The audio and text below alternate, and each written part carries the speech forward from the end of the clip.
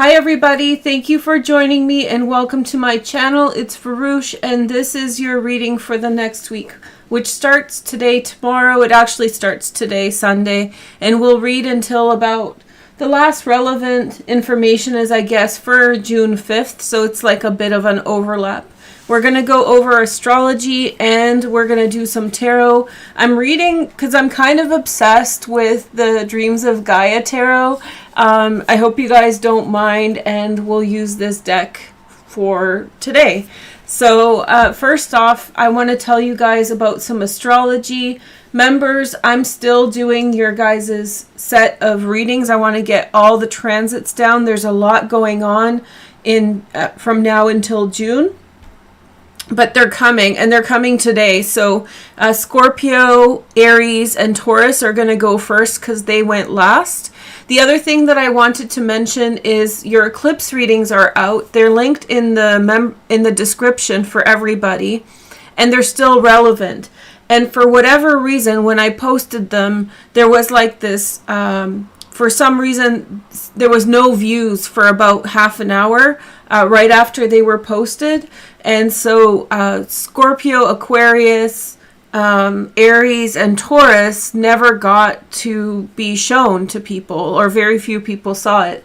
So if you have transits in those placements, it's still very relevant information, and today we're going to actually talk about it some more. So it might be a good idea to go and check them out. And I go through the astrology in detail. It ties in with the rest of the astrology that's going on now. So, and I just want to say also a big thank you to everybody for a very warm welcome back. You guys have been so chill and so nice through this return period, and yeah, just all your comments help. So whenever you watch something, comment, and if you want to share it, that's even bonus points for me. Yeah, very much appreciated. You guys have been awesome, and those of you who are like there, are always there, you know who you are. I'm not going to start naming names because all of you are important, but I just want to say thank you because you guys are the best, and I can see it and I appreciate it a lot. I'm forgetting something. I want to say something else about that. Oh yes, so if you're not a member, okay, what you may want to do is unfollow me and refollow in order to get notifications, because I didn't post for such a long time, many of you may not be getting notifications from me. People who watch me regularly, like super commenters and all this stuff, they're leaving me comments in other places and they're saying, you know, Veroosh, I'm so glad you're back. I just saw this, and I've been posting for a couple weeks now. So that tells me that some people are not seeing it yet. And so if you're watching this, especially if you're watching this a few days after it's posted, it may be a good idea for you to unsubscribe, resubscribe, hit the notification bell, turn on notifications from this channel, and interact with the post in some way by leaving a comment and saying hi. So don't feel corny saying hi. The comments really help. So I've been through this with you guys, that it's kind of like a weird thing. Like, I understand leaving comments all the time is weird, but I won't think you're weird for commenting everywhere. In fact, you're doing me a big favor by doing it. So a lot of you guys were like, I don't know, a lot of us are older, like we're mature adults, and it's normal not to want to comment all the time on or talk to people, you know, like that. It's kind of like a younger thing to do, I suppose. But on social media, it actually does help a lot. So a lot of you guys are fantastic people, and you have been so supportive, and I'm so grateful. And I'm just trying to share with you how to do that more effectively. Also, don't watch a video, pop in just to comment and like and pop out, because that doesn't help anything. You'll get flagged for spam. It's not a good look. Okay? It doesn't do anything to me, but for your account, it's not the best thing to do. So only if you're watching the video, if you're enjoying it, comment and do all that. Okay? So this week is a huge week. If you follow me on Instagram, and if you follow me on a clock app, I call it the clock app because I like it. I'm gonna get a watch, like a really cool watch, and wear it. I think I'll get like a wooden watch because I'm like really into those. But anyway, just like a year ago, I was thinking that like watches are like done, and now I want to get a watch. Anyway, so on the clock app, I posted a video about this, so if you saw it there, we'll talk about it. There's a massive conjunction here, and this is a continuation from my last week's post between the North Node and the Sun in Gemini. And not only that, there's also a star called Aldebaran here. And like I said on my IG and clock app posts, this is very rare. This is probably the only time it's going to be happening in this position for most of our lives, or at least the next time it happens is 2077.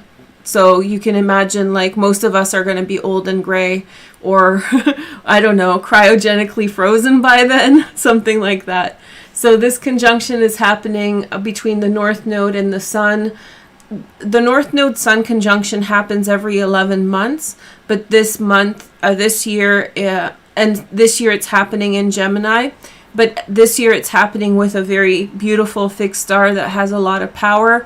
So the Sun, this fixed star called Aldebaran, which you've heard me talk about a lot recently because it's been with the Sun and the North Node, is transiting with the Sun right now. So when the Sun rises, the constellation of Taurus, not the zodiac sign, the constellation of Taurus, is behind the Sun. And Aldebaran is one of the stars in that constellation. And so its light is behind the Sun, magnifying the Sun's power and energy, and so it's giving all of us extra strength.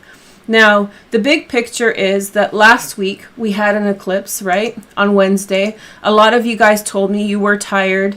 I think you're feeling tired because you're overstimulated.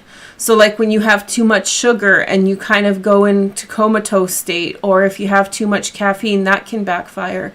This energy too can really backfire on us, especially if you're sensitive or if you have a lot of placements in certain positions like Sagittarius and Gemini, that can hit hard. So go easy with yourself, but hopefully you're recovering well now. This South Node eclipse, in short, you should watch the whole video. By the way, the eclipse videos for every sign, I didn't mention that for some of the videos, so I'm saying it now. In the astrology part, I tried to make it different for every single sign. So if you want to hear a little bit of a different take on the astrology, I would say like try a different video, maybe for your sun, moon, or rising. And just try a few of them because there's little bits and pieces about that transit there.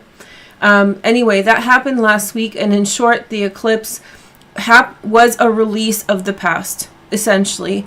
In past lives, past things here in this lifetime were released, and we have to be delicate how we convey that information while it's happening because we don't want to trigger people. But now that it's happened, when you're looking back, look back for themes that have ended, mindset that had ended. For a lot of people, it was cerebral. It was like in your own head, thoughts and beliefs that have changed. The way that you have seen the world has changed through this eclipse and through last week. And so that was powerful in itself.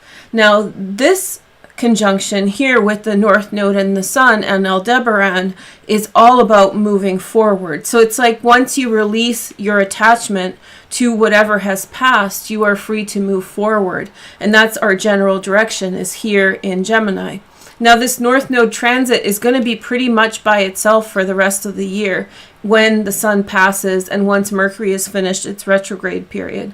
So this is your time to shine. If you're a Gemini, Sun, Moon, and Rising, this is your time to shine, and this is your time to step into that energy. It's a very, very potent, very beautiful. The energy itself brings clarity and vision to your life, perspective. It's Gemini. Gemini to me is like, I don't have a crystal clear crystal, but I have Ulexite here, so it's not quite Gemini energy. But Gemini energy to me really means clarity. So I'm thinking of, I have one. Okay, hold on. It's going to be a little dirty because it's in the plant. Hold on. You can hear it. Let me show you. I want to give you guys so here we go. So if you want to think of Gemini energy with this, this is kind of your thing. So you have a crystal clear quartz, right? And it's, hold on, let it focus. Come on, work with me, crystal. Let me turn off this chart so you guys can see it. So when we're looking at this crystal, right? Oops. Let me see if I can. Sorry, it's in a plant. I don't mean to be messy.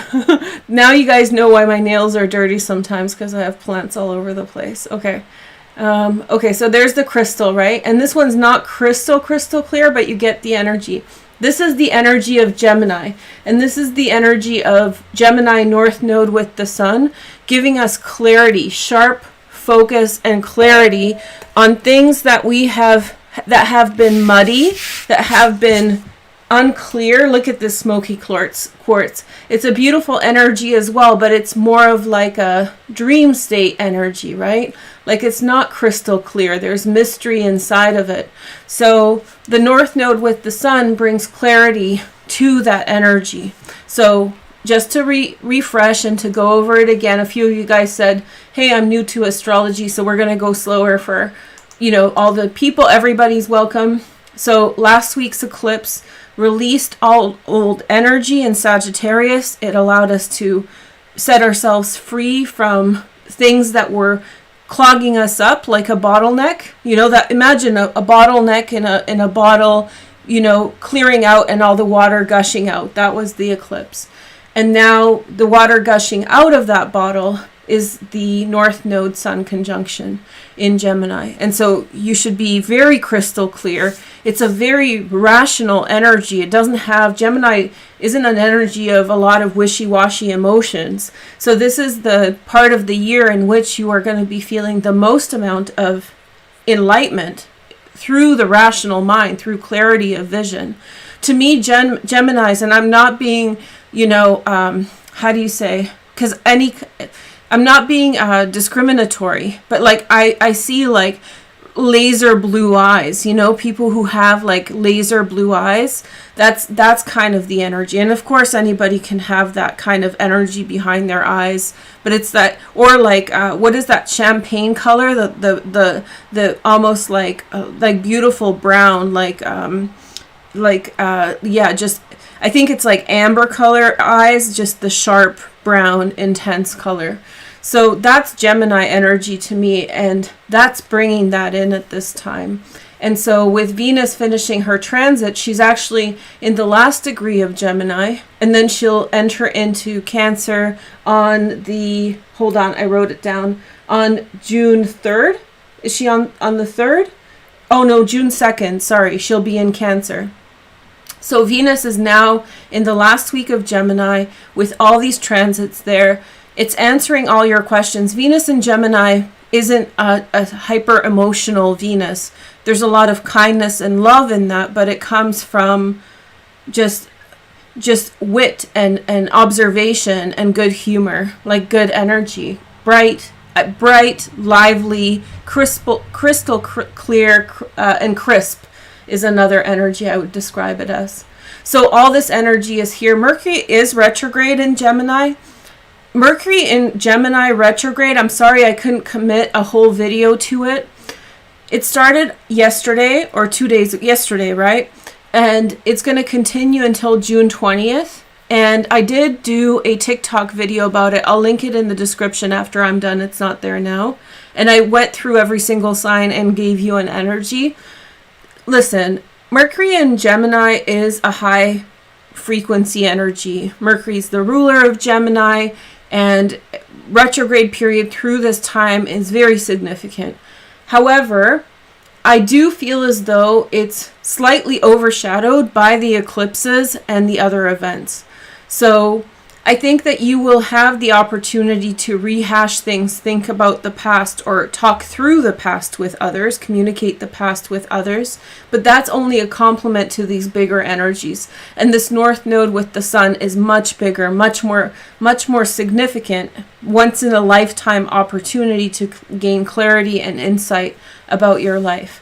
So, very beautiful. So wherever Gemini is in your chart, that is maybe where that's happening the most in a most significant way. But the big picture for this, because Kathy had a question about this, like, where is it in my chart and why is it, what is it gonna do? I'm not sure I'll have the time to do that, but just for your clarity, just so you understand, the North Node with the Sun is going to bring you insight and clarity into your life, and that's what you need to focus on today and tomorrow. The peak of this conjunction is May 31st, tomorrow, and so you should be doing any kind of, I see you walking on a cliff and looking out in front of you. If you're not somewhere where there's cliffs, then go somewhere outside and be with the wind, be with nature, look around and see what comes to you, you know, to get in touch with. If it gets windy, go for a walk. I do things like this, I do. So embrace the energy around you and see what insight you can gain about yourself. And you can do this through energy work, so whatever your energy practice is, whether it's prayer or spell casting, whatever, or you can do it with meditation and self-reflection. So pay attention to yourself tomorrow and see what kind of insights you get, and you could use a little magic in order to kind of buffer that up, okay? So huge, I'm super excited about this transit, as you can't tell. It actually got me to do this reading. Shoot, I went 16 minutes into one transit, sorry.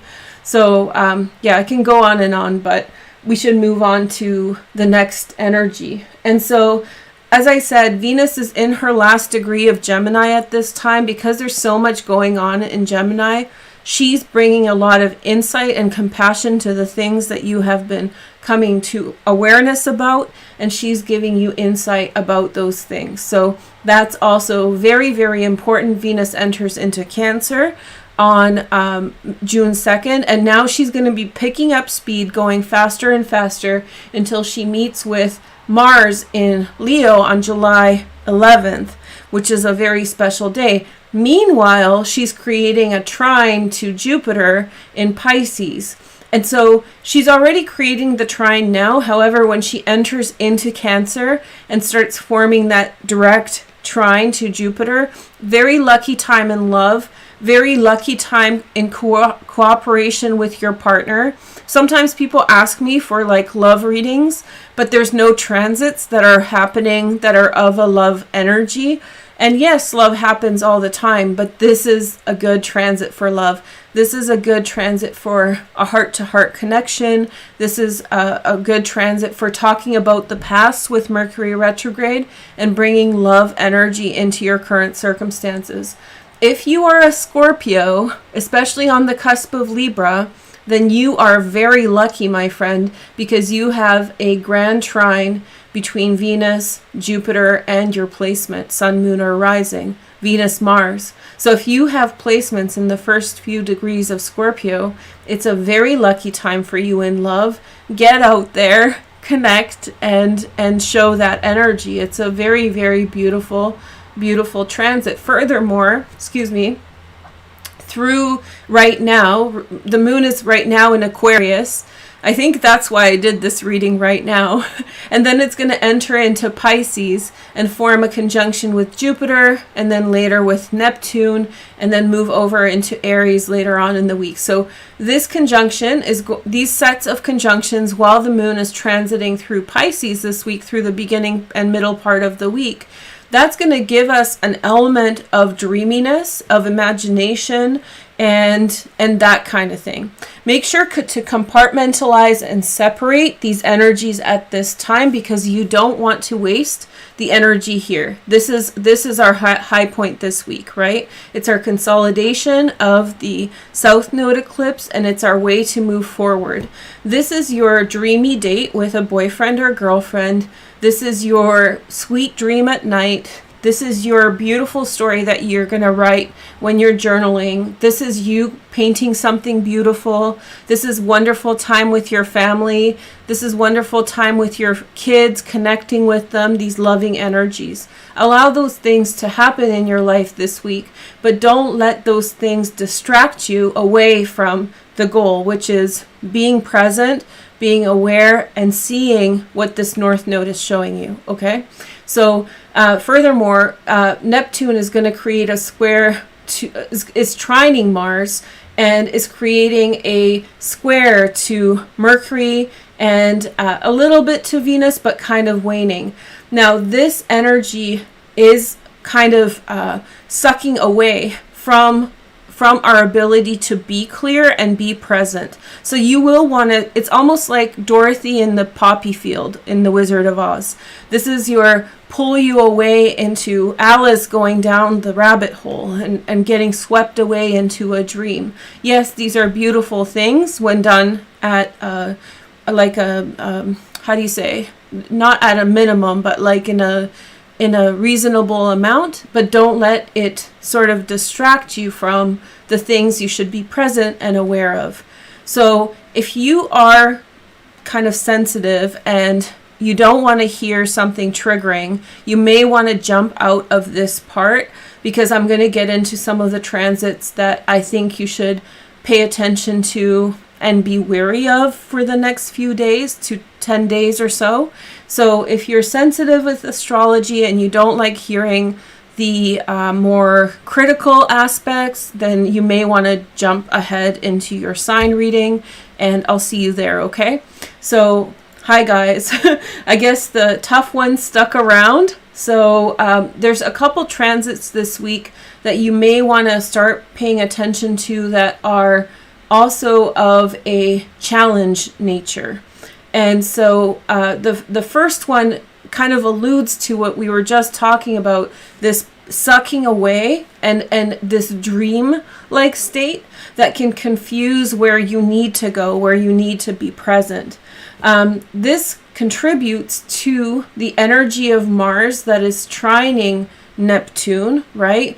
Mars in Cancer is moving towards its debilitated position at 28 degrees of Cancer. Mars is exalted at 28 degrees of Capricorn and debilitated in Cancer. So it's a very weak Mars. I like Mars in Cancer, but it is debilitated. And so there is this, it's easy to get lost in your thoughts. It's easy to daydream. If you have something like ADHD or like are very imaginative and in your own headspace, then it's an easy time to lose track of time. And so if you are on that side of things, whether it's astrologically or if it's the way you are, like physically, this transit may be a challenge for you, because you may get swept away into a dream and then wake up when it ends and says, oh, I have a mountain of things to do. So pay attention to this transit. You don't want to get overwhelmed, and you don't want it to sort of take away. Furthermore, and I know she's not going to be around much, but Lilith, our friend, is creating a sextile to Mars at the same time, which is there's going to be energies around us that are going to try to suck us away from what we need to do.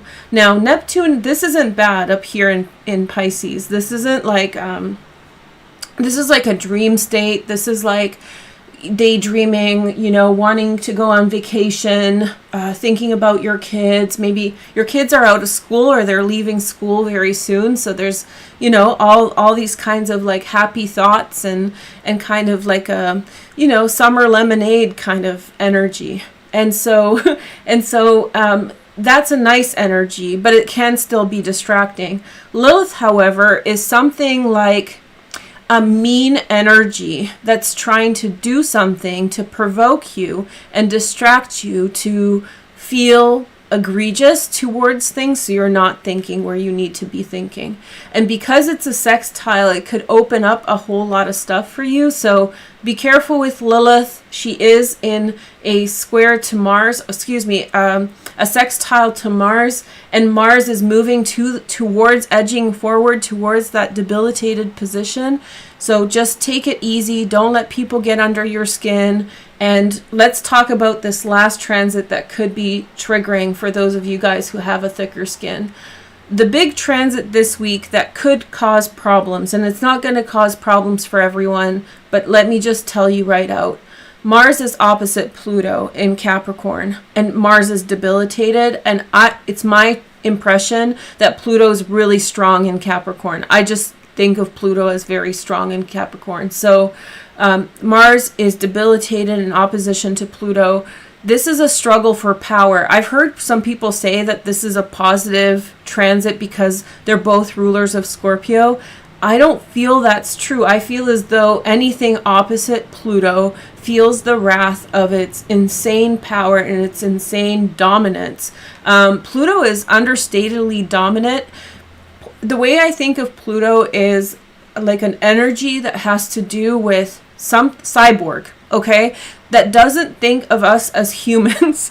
I bet you guys weren't expecting that, but like, it's kind of like the Borg, you know, like this energy that does not think of us as individuals, that doesn't, it's like us to ants. Like, we may love ants, we may show them some grace and help them, but we don't have an emotional connection to any one ant in particular. So I'm just drawing that analogy so that you don't feel like Pluto's a bad transit. It's just impossible for it to sort of connect with us on that individual level. It's so far away, and it sees us as like a collective, and its energy is like cohesion of power. It's very unique planet, and it's a very unique frequency. Well, Mars is an inner planet that has to do with our individual power. Yesterday I did a live, and I didn't save it on IG, but basically we were talking about this, and like, I have a copy of it, but I'm not going to post it. But anyway, so we were talking about this, and this is how I described it. Now, I don't know what like the army's positions are, but Pluto is like the admiral, whereas Mars is like the manager, right? So imagine there being a conflict between absolute power, which is Pluto, and Mars, which is the action of power on like a human level. There could be some potential like push and pull, and I've already seen some things happen. This energy will continue until, hold on, will continue for some time. I don't have the exact date, but as Mars transits past this opposition. It's not an easy one. If, again, there's a couple signs in these transits that are saying, if you're seeing conflict around you, step out of the way. There will be underhandedness. There will be sneakiness. There will be like Lilith energy trying to mess something up to pull you away. And you know, you don't want to come into an ego standoff at this time. An ego, not eagle. Ego standoff with anyone or anything. Okay? So I got through that much better than I thought I would, because it's a lot. So yeah, just, I would say I didn't know how to explain it to you guys, because it is a salt and pepper energy, which means that there's some really great transits, some of the best transits there are, and then there's some challenging transits, namely Pluto and Mars. So you have to kind of, you know, take a balanced approach. Expect some good, have your moment of sweetness, have your moment of dreams, and then have your moment of, but really focus on the clarity and the sharp thinking and reason and being able to see your way forward. So if you're a Gemini born this week, you know, let us know in the comments, because you're about to have a big week, and it looks like a very good energy for you, very, very blessed energy. So yeah, but again, Geminis are most susceptible to this being pulled away to Neverland, to Narnia, to Alice in Wonderland, Never-Ending Story, all these kinds of metaphors. It's easy to get swept away, and you know, you may want to try to avoid that. So how did we get through it? Did you guys like this? And we just did the astrology, guys, so now we're going to do the tarot. So yeah, no bullies, and if you're dealing with a bully, stay away.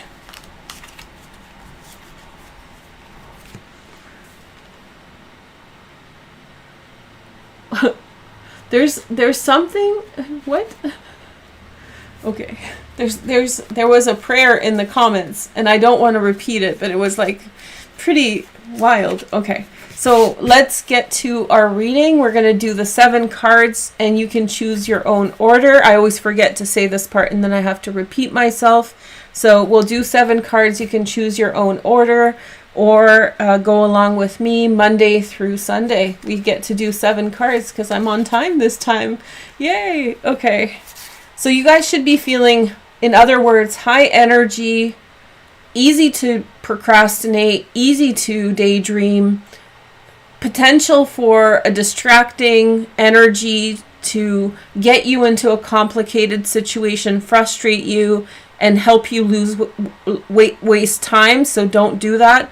And then the other one is be careful with a standoff with power. Do not engage in any kind of show of force kind of energy. No bueno, as they say. Okay, so first sign, ready? Okay, and then, yes, and then members again, I talked about that.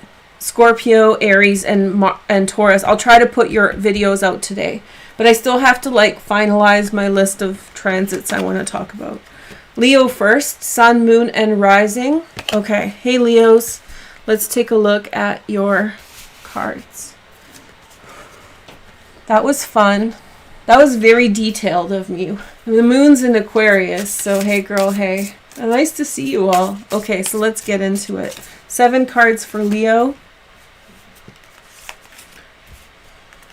I'm so excited we get to do 7 because I've been doing 5 because I've been doing them on Wednesdays. Yay. The light is good. It's not too dark. Just North Node energy, baby. Okay, so let's see the bottom. We have, ooh, Leo, we have the Ace of Pentacles. New beginnings with regard to money. New beginnings with regard to material wealth and strength. Then we have for Monday, tomorrow, so this is the conjunction. We have the 15. Now this is not the devil. So remember, these cards are not the devil. They're not. So this is like a protector spirit. I love the dragons. This is just a reminder. Now, my North Node is in Leo, and dragon's head and dragon's tail is the Vedic kind of way of describing the North Node. And this is like giving me chills. Oh my gosh, look at this. I got chills. I literally did.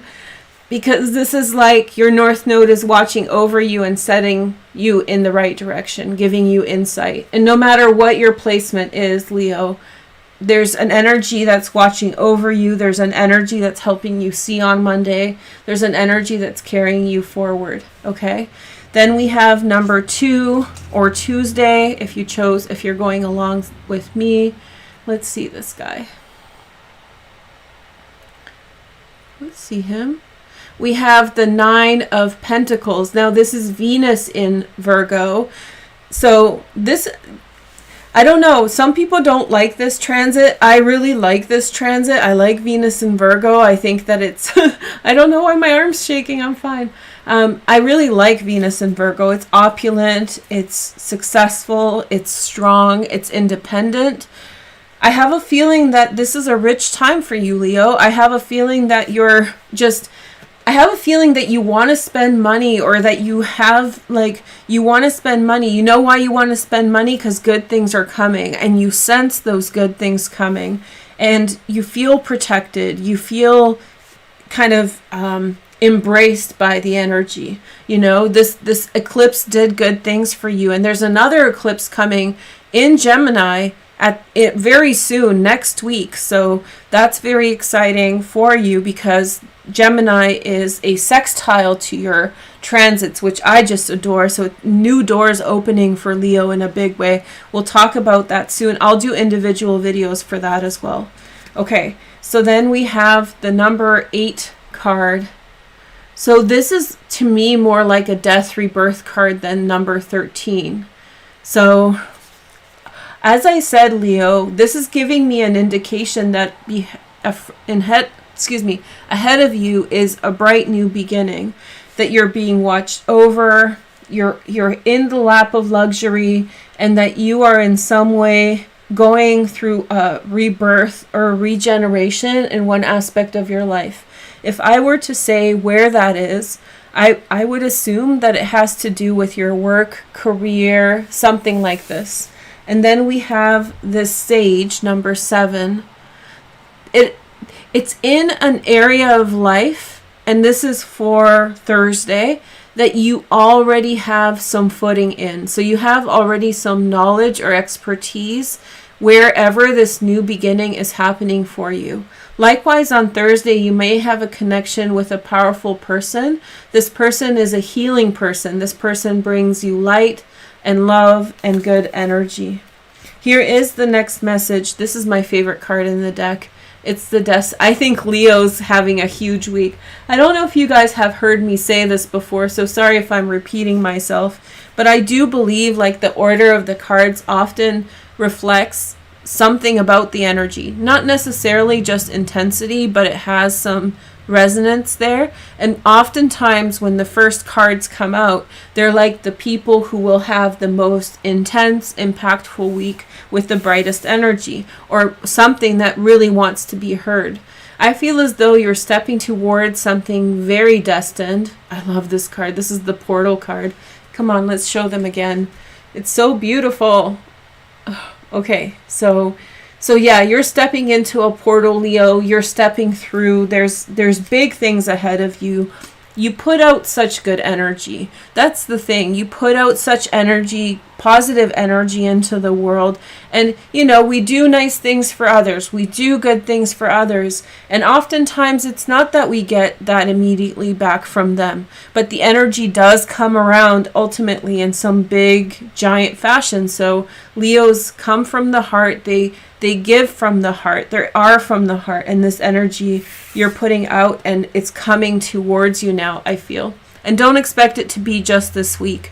You know, use my readings for a week and a half. Go back to them. See the energy. Okay, so here, there's a real big sign here between these two people. These two figures are like the sages, people coming in with insight. It could very well be the same person, but I think they mean maybe brothers, you know.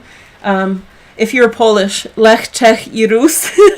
But there's two energies that are coming towards you. It really looks like you're here in the middle, and there's two figures around you, and each one is a protector spirit. One is of the night, one is of the day. I'm getting shivers again, Leo. And then you have like the little frogs and birth and regeneration and the night. Maybe this is your transformation. You're stepping out of a phase of nighttime into a phase of daylight. And then we have, oh my gosh, I'm getting shivers. Look at me. Oh, you guys can't see it, but you can see it on this arm maybe. But yeah, total shivers. So this is the child card. This is so exciting, Leo. So you're getting just the most beautiful, bountiful energy. Something is being born in your life, and it's a huge message of a new beginning. It's a huge message of a restart. It's going to really amp up towards the weekend and through the weekend. And people will come, like teachers, sages, people who will bring you very important messages that you have to listen to, pay attention to. That's pretty exciting. Very, very amazing. I'm so happy for you. That's such a blessing. I totally wasn't expecting this. I'm like, I'll just do a reading, and then the frequency. And you guys felt it too, because there was like a whole bunch of you waiting for this before I started. So I think we all kind of felt Moon in Aquarius, baby. The moon is in Aquarius right now at the time of filming. So anyway, this is a tip for anybody who's watching this part. Next is Libra, but watch for when the moon is in the same placement as what your moon sign is natally. Those are very important days for you. You will feel very aligned through those days, most months. So it's like the 2.5 really kind of golden days of the month for you. So track that, no matter what your moon sign is, watch those days. Those days are some of your best energy. So we have Libra next. Hi, Libras. Welcome. I hope your reading is as good as Leo's. Let's see your energy. I think this might get, I hope it gets better and better. I don't even knock on wood, I don't want to spoil it. Oh, and at the end, you guys, for whoever's watching, let's do an oracle reading with this deck because I'm feeling this energy. This is a very cosmic deck that has to do with like starseed energy and all of that kind of alien stuff. So if you like that energy, stick around to the end and we'll do that then. Okay? All right. I always forget to say something in the intro. All right. Let's see.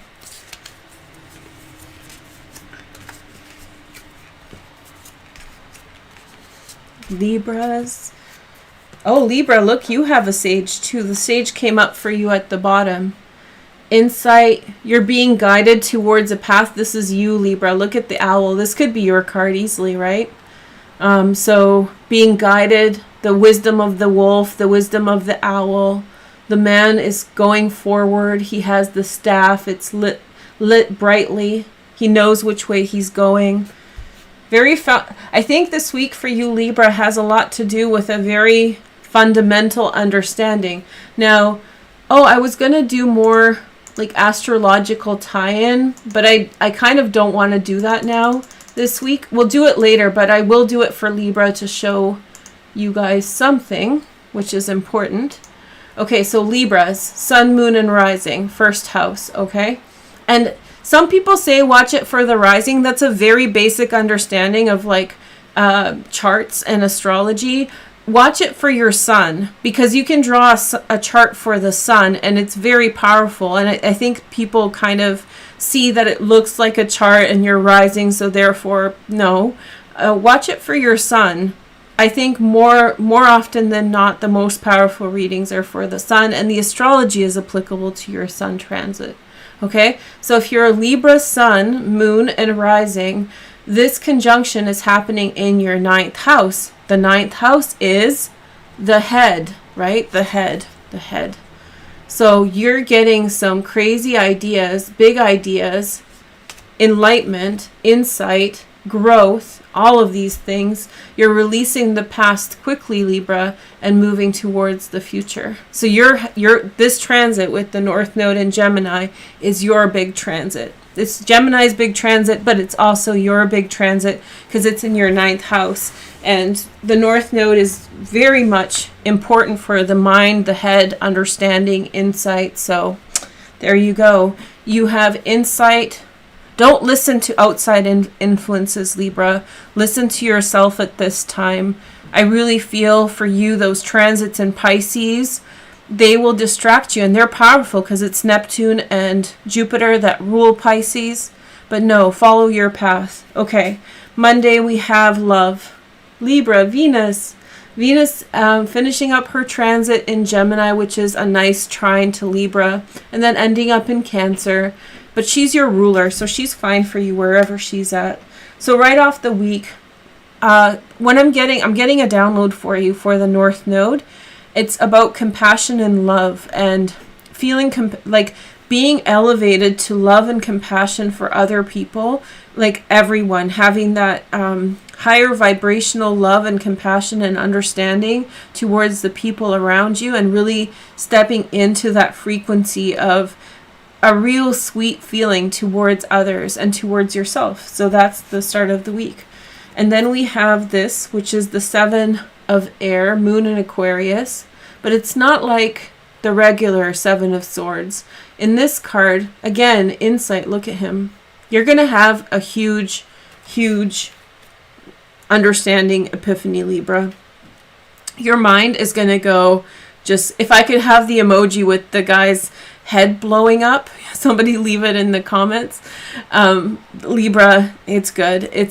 You're having like, I don't like to use the idea that it's like you're having a breakthrough. You're having a profound understanding of other people, and through that, insight about yourself. It's a very humbling transit, eye-opening, just beautiful, enriching, and fulfillment. And through that, you see so much. Through the next couple days, you will see so much insight. You will see so much about the universe. Just beautiful. And oh, look at this. And this is love. So this is union. I messed up the card's name because they cut them off for this deck, which I don't mind at all. But I have my own kind of association. I'm at that level with this deck where I have my own relationships to the cards. And so this is the love card, okay? And so Wednesday energy, you're just stepping into This isn't about love with other people. This is about love with humanity. This is about your love with everything else, and ideas and people and relationships and circumstances.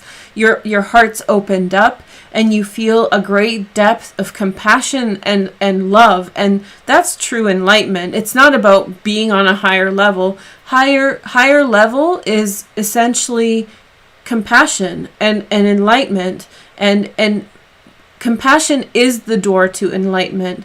There's nothing else. And we get lost in that, and all these people promote these ideas of, you know, getting things done and achievement, especially like business gurus. They're like, I'm so enlightened, I'm going to get more stuff for myself. It's like, yeah, okay, that works for them in a certain level, but this is like the true spiritual sense of enlightenment, the one in which it's not about the self. It's about feeling a deep and profound connection to others through feeling their feelings and feeling their experience and having sympathy for it, you know. Feel really a profound oneness with others. If I were you, and you could take a day off or two through this transit and just spend some time in harmonious environments, stay away from things that demand from you like work type stuff, you know, mechanical things. I know not everyone has the opportunity to do that, but if you could, or if you have to go to work and you can't really change things around, then at least try to find some time in the afternoon or when you're off to do these peaceful energies, because this stuff doesn't last forever. It really feels like, I don't know, like Snow White before anything bad happened to her, and she was kind of clueless and happy and at one with the universe. So it's a good energy for you, Libra. And then we have the number 11, which is the Page of Water. Page of Water. Let's see. And so this, I think you're coming close to finding love for something, but that will show up in your life by Thursday. So, you know, you feel it coming closer to you. You may see aspects of what it is, but it's going to start materializing, coming into your awareness by about Thursday, or you may have an experience with a person that's really, it's just such a loving energy. Love is coming into your awareness, and you're coming into awareness of that love. And then we have the 6 of Earth. Okay, this is Moon in Taurus. We love Moon in Taurus. This card is a little bit different.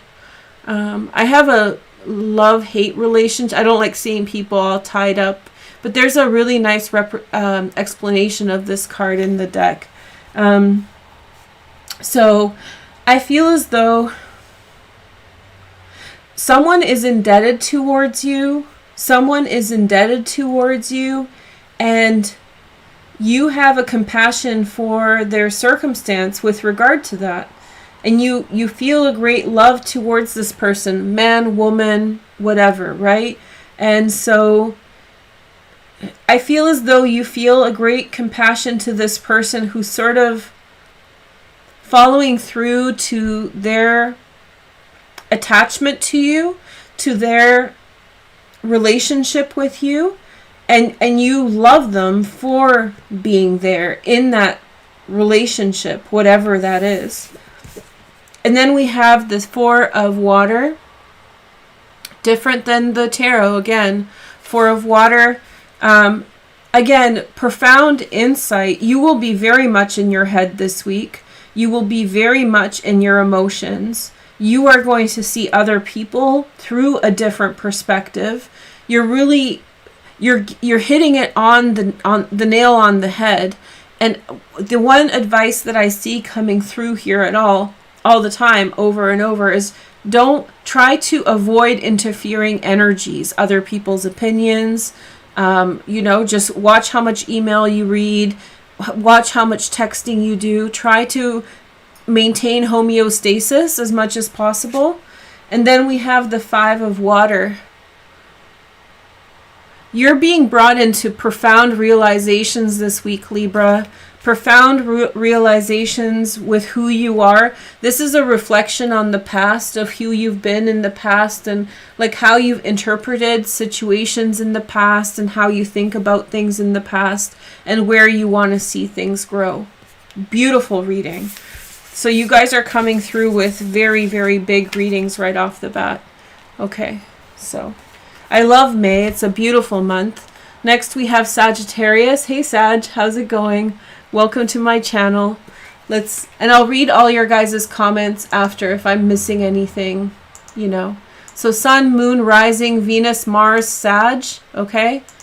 And watch for your Sun most of all, because I hear people kind of gassing up the rising sign. And yeah, it kind of aligns with your chart, but not really. And there's like fluctuations in your chart. Rising sign's fine, and at the end of the day, how your chart looks depends on the emphasis of the transit.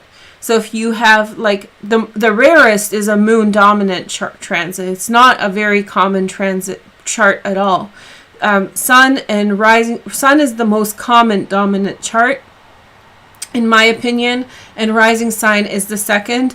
A lot of people like to say, oh, watch for your rising because it kind of looks like your chart, but when you're watching for your Sun, if your Sun is in Sag, you're watching for the solar chart, which is a totally different frequency. So very, very nice energy.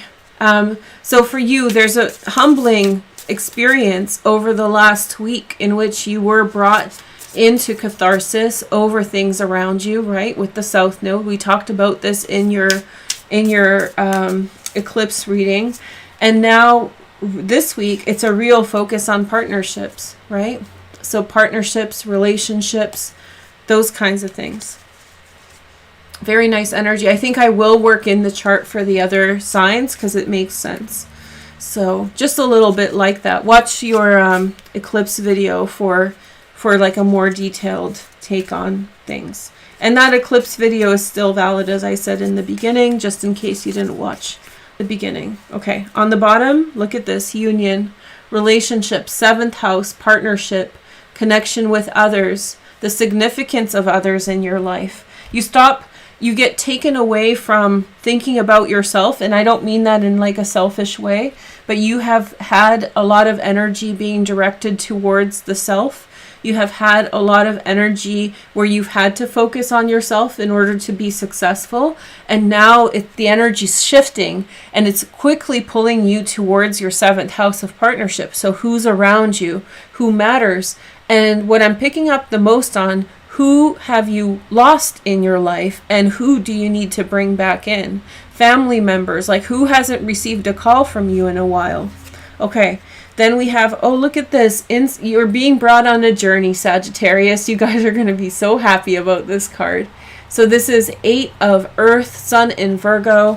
You're being guided towards, with the North Node conjunction with the Sun, a journey. You need to go somewhere. You're being told you have to go somewhere, go visit someone, go see someone. It's so important for everything, like for your well-being, for everything. Then we have the 4 of Earth, which is, I think, Sun in Capricorn.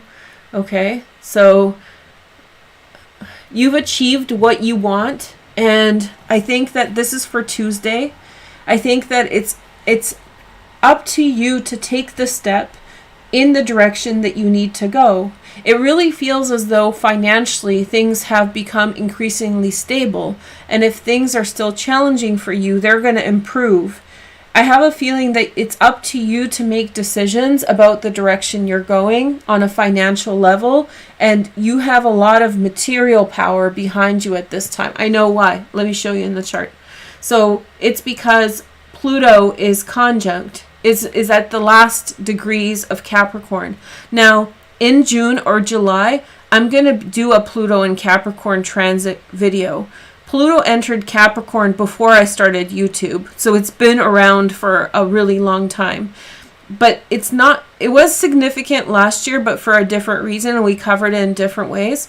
These last few degrees of Pluto and Capricorn are going to be massive, and for you, that's on a financial level, and you should be aware of that and plan accordingly. Big financial successes, okay? Big moves if you're able.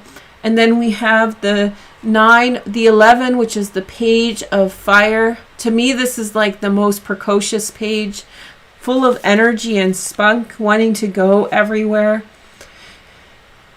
You're being guided towards something new to feel passionate about, specifically on Wednesday. Your heart is kind of racing. This is going to increase as Mars enters into Leo at the top of your chart in June and July, right through here. So there's a massive push in your life, and it's just starting now. The spark, the embers, the little sparks are just beginning, and this is you beginning something new. So let's recap, because this is a big energy. We have a big insight on Monday about reconnecting to people who you love, okay? And especially people who have not been in your life for a while. Then we have this strong energy on Tuesday with regard to money and material possessions, and you being very much in power of that. This is 4 of Pentacles, Sun in Capricorn. Oh, that's right. I got it right. And then we have the 11 of Fire, which is you getting very excited.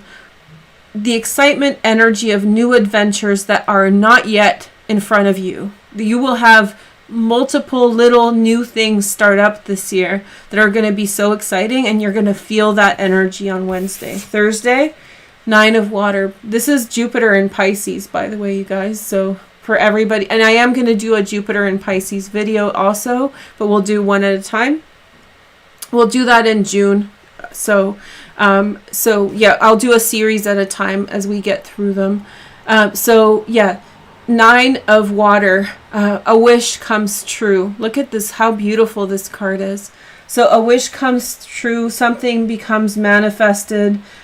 The insight that you listen to your heart this week, Sagittarius, listen to your insight. It's taking you where you need to go in a very powerful way. It's taking you where you need to go. There's such a promise there. And then we have Friday, which is the 7 of Water, which is Venus in Scorpio. Dreams and imaginings. And I know you guys have been talking about the goldfish. So here's the goldfish. So back in the day, you guys were called my goldfish. We can go back to that if you want. Big dreams. It's a very, so that dream energy is coming through for you really big. For you, that's the 4th house, right, Sag? So we have the big energy here with Neptune and Jupiter in your 4th house along the IC. IC is like childhood. So this is what I was thinking about here, like family, childhood, people of the past, people like sisters and brothers who you haven't seen. Not necessarily a fight, but you just haven't had a conversation, right? And so now you're feeling connected. The potential is here. You're thinking in potentials, but remember what I said, keep it grounded. So this is you being sort of swept away on Thursday and Friday into these potentials. I can sense you wanting to go on a journey and just fly and go in all these places. I don't think it's going to be easy to hold you back this week, Sagittarius. 8 of Fire. I think it's on fire. I see all the fire emojis coming through. Yeah, big fire energy. There's no holding you back. You're setting off to where you really want to be, with who you want to be, and doing what you want to do. Very good energy. And then we have the Ace of Earth again. But don't pay attention. Money's important this week for you. Money's important. Keep it grounded. Keep it solid. Invest in something. Like don't allow the dream to overshadow financial opportunities this week. Okay? And I saw the gift, and this is one of the things I forgot to mention. Thank you for the gift. That's really kind. I can't refund it, but if next time, or if somebody else wants to give me a gift, become a member instead. You'll get free videos, okay? So by all means, thank you. And that's really, really kind. I don't answer questions, but I hope you enjoyed the video. And yeah, just become a member next time instead of donating gifts. Okay? But thank you. They're very appreciated. I just want everyone to know that your money's better spent by getting a membership than just giving me money, because the content's there for you to access. Yeah? Sagittarius, we're going to have a long session today. We're at an hour. My gosh. I hope you guys don't mind. They're running 10 minutes apiece. Ooh, Aries. Okay, so you guys waited a while for your eclipse video. It's up now. Go and check it out on YouTube in your playlist. I also fixed your guys' playlist. They were a mess for a really long time. So now they're all nice and ready for you. So here we go. Here's your energy. Third house energy. So what's near you? Who do you connect with? Where are your buddies, Aries? Like the people that you're close with. I sense a really fun time. I sense a really happy energy. You're going to be the most dreamy, actually, probably, besides Pisces. You're going to be so dreamy at this time. And I suspect when the moon enters into Aries at the end of the week, and I don't know which exact day that is, it is going to heal some stuff for you this week. So I think that there's a healing coming towards the end of the week to some personal things that really hurt your heart. And yeah, there's a healing, a good energy with that. Okay, so let's see the cards. Let's see what the cards say. How are you guys? Are you guys having fun in the chat? I can't wait to read your comments later. Okay. Let's see. This is going slow, guys, but maybe it's important. I feel like it's important, so I'm going to honor it, yeah? Okay. So on the bottom, we have the 8 of Fire. That's a very Aries card. The 13 of Fire, sorry, the Queen of Fire. Queen of Wands, that's you. So beautiful with the kitty and the insight, the third eye. I just sense elegance and beauty for you, Aries, regardless if you're a man or a woman. I sense decadence and beauty and just beautiful things. Very present in your day-to-day moment. Very present in what's around you in the here and now. And then we have, I love this card. This is the Keymaster. This is the Knight of Pentacles in the regular tarot. This is like the 12 of Earth. And so with this eclipse, again, very close to your IC, very close to your natal point. And so there's something that's you're pushing towards, the North Node. There's something you're pushing towards that has to do with where you've been born, where you come from. There's like a new door opening to a reality that was blocked off since childhood. That's what I'm getting. There's like a, you know, like the secret garden. There's like a door to something that's always been there that was always blocked off. Very nice energy. And then we have the Ace. Look at all these dragons coming through. So we have the Ace of Air, Ace of Swords for many. You're going to gain a powerful understanding of something. Powerful communication is happening around you. Insight. I'm not sure if you're receiving this information or if you're sharing it with others. You're going to change the way that you look at what's around you on a day-to-day basis this week, Aries. And it has to do with your childhood. It has to do with the secret garden. It has to do with things that were blocked off. And that's going to prompt a conversation by Tuesday. Conversation or communication that is going to define what happened. But here's the kicker. Intuitively, I'm not sure if you should share everything that's going on inside of you yet. Some of this needs to stay private as you figure out what's going on. And then we have the 9 of Earth. The 9 of Earth. I saw the 9 of... I think I messed up on an earlier one. So this is the 9 of Earth, Venus in... sorry, because I'm vibing. So we have the Venus in Virgo. It really is telling me that you're gaining control over something extremely precious, like a pearl, you know, in a shell. And so you need to take care of it. You need to nurture it. You need to sort of make sure that it's okay. And so I have a feeling that you just need to nurture, take care of it, and just watch over it so that no one else. It's almost like in the early spring when you when you prepare your garden, and then you kind of rake the ground and you make it like ready for planting, and you prepare the soil. You can't have anybody walk over that. Or if you put down tiles, you can't allow anybody to mess up that which you became aware of. That's that which you have control over and power over.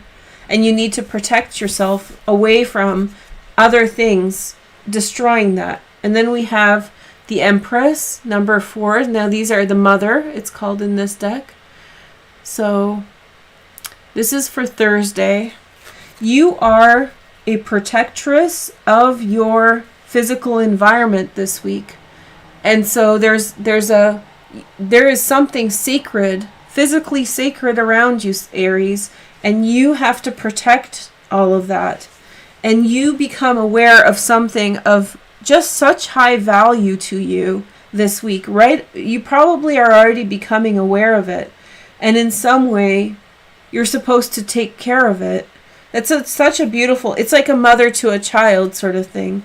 Then we have the 10 of water. Okay, beautiful.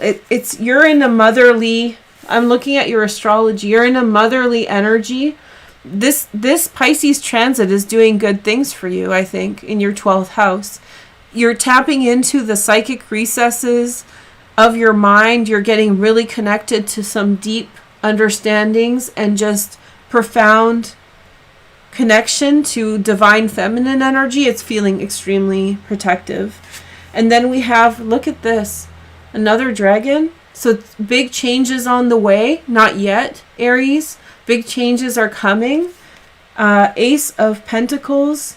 Big changes ahead of you. And you're protecting it. It's almost like, like birds, right? When the mom has the birds and they're in the nest, they protect them and they don't let them out for a time until they're ready when the birds hatch. There's this incubation period here of something that has just started. And then we have the King of Air, Gemini. This is saying go see a lawyer. So for like a patent lawyer, that's what I'm getting. Like protect what you have before you share it. Protect what you have before other people have access to it. You're meant to have contact with someone who's going to help you to nurture this precious thing. It doesn't have to be a lawyer. That just came through as a insight, but there is definitely like someone who you have to get help from in order to assure that something is in a good state, that something is well protected, something's in a good energy. Okay? So Aries, this is beautiful. This is like hatchlings, seedlings, beautiful little baby energy, and it just feels so personal to you. It feels so intimate. That's really nice. Okay. Aries. And you're like the mama bear. Look at this.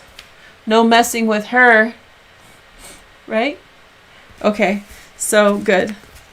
Okay. So next sign. Next sign is Taurus. Hey Tauruses, so your eclipse video never got promoted, right? So only a few of you saw it. So if you want to see it, it's in the description. And the energy's still good for the eclipse. It's still with us. In fact, a lot of what I said at the beginning, if you watch the astrology, has to do with that. Let's see what's going on for Tauruses specifically. Let's see. So there's your chart. So you had a release financially of some kind.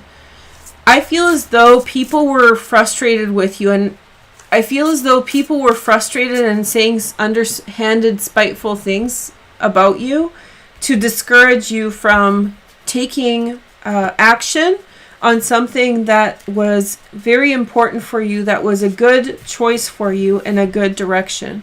Okay? And know that when Lilith enters into Gemini very soon, in a couple months, then you will need to be careful financially, because things can get complicated, and that preparedness should happen now. So you should get prepared for Lilith entering into your second house, because she may accentuate any financial challenges that you are facing, or that you have unattended. Okay, that's a big warning, but finances should be strong right now, and especially through this week. Your ruler Venus, I talked about this in your eclipse video, so go watch that. There's a big push for you with regard to money, and that continues through the end of the week. So see what kind of opportunities are out there. This is saying go somewhere. Look at this, the Three of Wands. Go somewhere. It's time to journey. You have to change your environment to get more out of it. And that's what I felt before I saw the card when I was looking at the astrology. Just the intuitive astrology was sort of like they're limited by their environment. You've released Taurus, your attachment to other people in some way, and now you are like something that was holding you back, financial things that were holding you back with regard to other people are now allowing you to go forward on your own a bit. And yeah, it's time to forge a new destination, a new path. King of Cups, Pisces, Cancer, Scorpio. It's self-love. You have to make a commitment to yourself, Taurus. This is saying make a commitment to yourself for your financial growth and financial potential. Your potential is huge, by the way. The potential right now, if you act on it, if you want timing in terms of astrology, I don't condone like financial astrology, medical astrology. I'll do separate content on that and why, like with my justification. But in a general sense, I do believe like frequencies shift, and I'll tell you guys when they do. And I feel that if you pursue financial matters at this time, Taurus, that's why people are upset with you, because whether you have achieved success financially or not, they sense the potential, and people get insecure, especially about things like money and education. So if you're feeling like people are saying underhanded things to you, like they're being spiteful or snotty, it's because they're picking up on the pure potential of power that you have going on right now. And so what you need to do is not focus on these people around you and express self-love and switch your environment. Very, very big message for you. And then we have the Key Master, okay? I think it's called Seneschal. And so we have the 12 of Earth. There's a potential for a new relationship between you and someone else. Somebody has the keys to your future. Somebody is making an offer to you, presumably, and they have the potential keys for you to access. They have things for you to access a future path. So you will have an encounter with someone who has great potential in your life, and this person has the keys to your future, okay?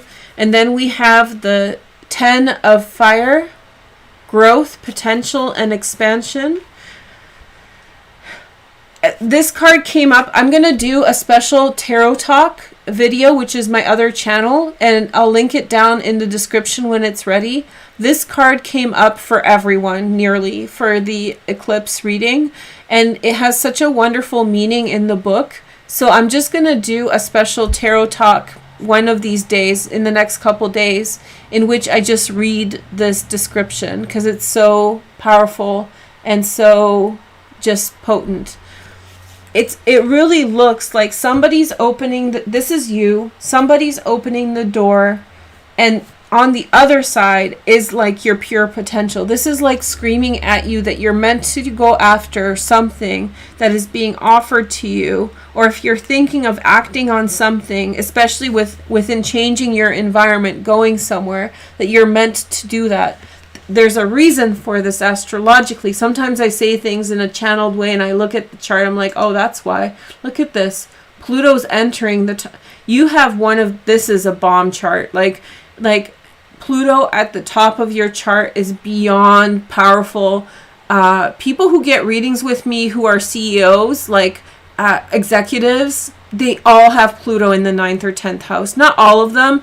Many people who have Pluto in the 9th, 10th, or 1st house, very often they're such high achieving people, very successful. And if you have this as a transit, that's your time of success. Unfortunately, I'll never go through this in my life. Pluto won't be at the top of my chart ever. So you're very lucky to have this transit here. You can achieve so much and gain so much. And the other thing that I notice about people who have these placements, you know, I'm like, what do you do for a living? Because they don't tell me. And I'm like, you do something with corporate, right? Like I just run 5 companies. They're so humble about it too. So it's not about being like a despot and like horrible, intense energy. No, very often people who have these transits and who have these natally placements, they're very humble, extremely hardworking, dedicated people. So this is your time. And like, it's almost like I want to say catch the wave, Taurus. Like, this is your potential. And it's all about timing sometimes. Like you need to go and do that thing now. And this isn't about anybody else but you.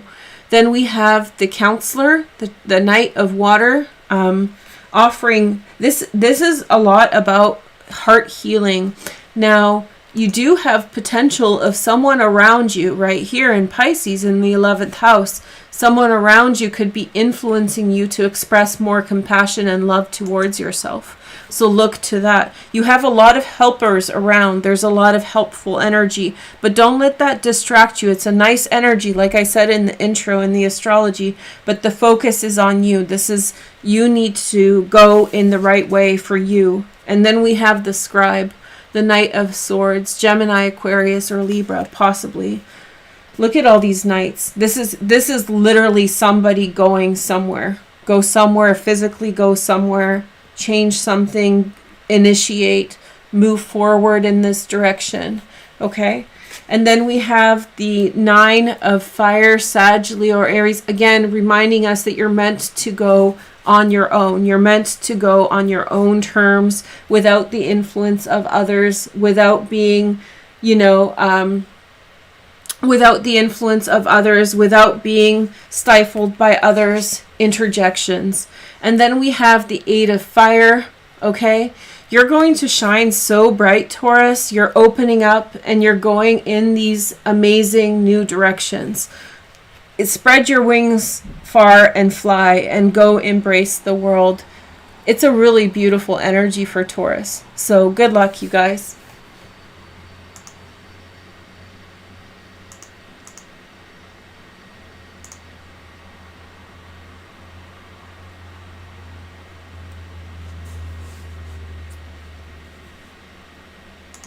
Sorry guys, I just got distracted.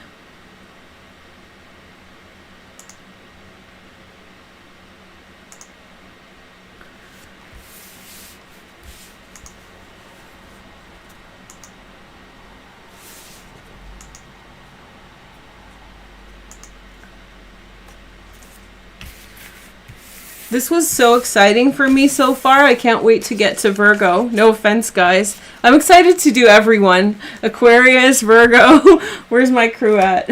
All of you guys are getting good readings. Aquarius, ayo. Where's my weirdos? How's it going? Hi. I know. Look at it. Know it. You do know. You know it all. Okay. So let's see. Let's see the next energy. Okay.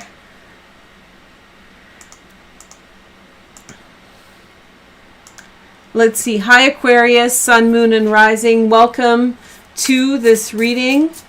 And so watch the intro if you're interested. For you, the big push is to do with 5. You know, your reading never got published properly, so a lot of you guys may have missed it for the eclipse, and it's still relevant energy, so go check it out in the description. I feel as though, just intuitively from looking at your chart, your main energy this week is about really pushing forward towards having fun. And another frequency for Aquarius is at this time, I feel like your energy is to go your own direction. I feel like Aquarians are missing in action in general right now. Like you're off on your own journey, you're off on your own direction, and you're meant to be. I feel as though you have great ideas with regard to money. You see the potential of things, but it will take time for you to find out and discern exactly where to put your money or how to, like, I feel like you have financial opportunity. You feel financial opportunities, you know, in the second house, but it's not clear yet which one is the right path. So it's saying very clearly, you know, watch maybe when Jupiter in December enters into Pisces, that will be a better time to act on financial stuff like new projects, new ideas.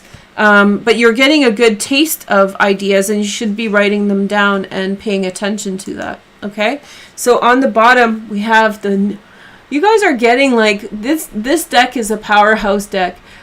The first edition is so shiny, I don't use it on here. This is perfect, but it's small, and I wish it was bigger cards with the exact same way it's done as small cards, because it's just perfect. But I guess it's okay, and then you guys can see it all. I do love this size too. So we have the new beginning. We have the 3 different options, 3 different possibilities that's coming through. So you're getting a big signal. Like I said, Aquarius is missing in action. So wherever you're off doing God knows what, it's a new beginning.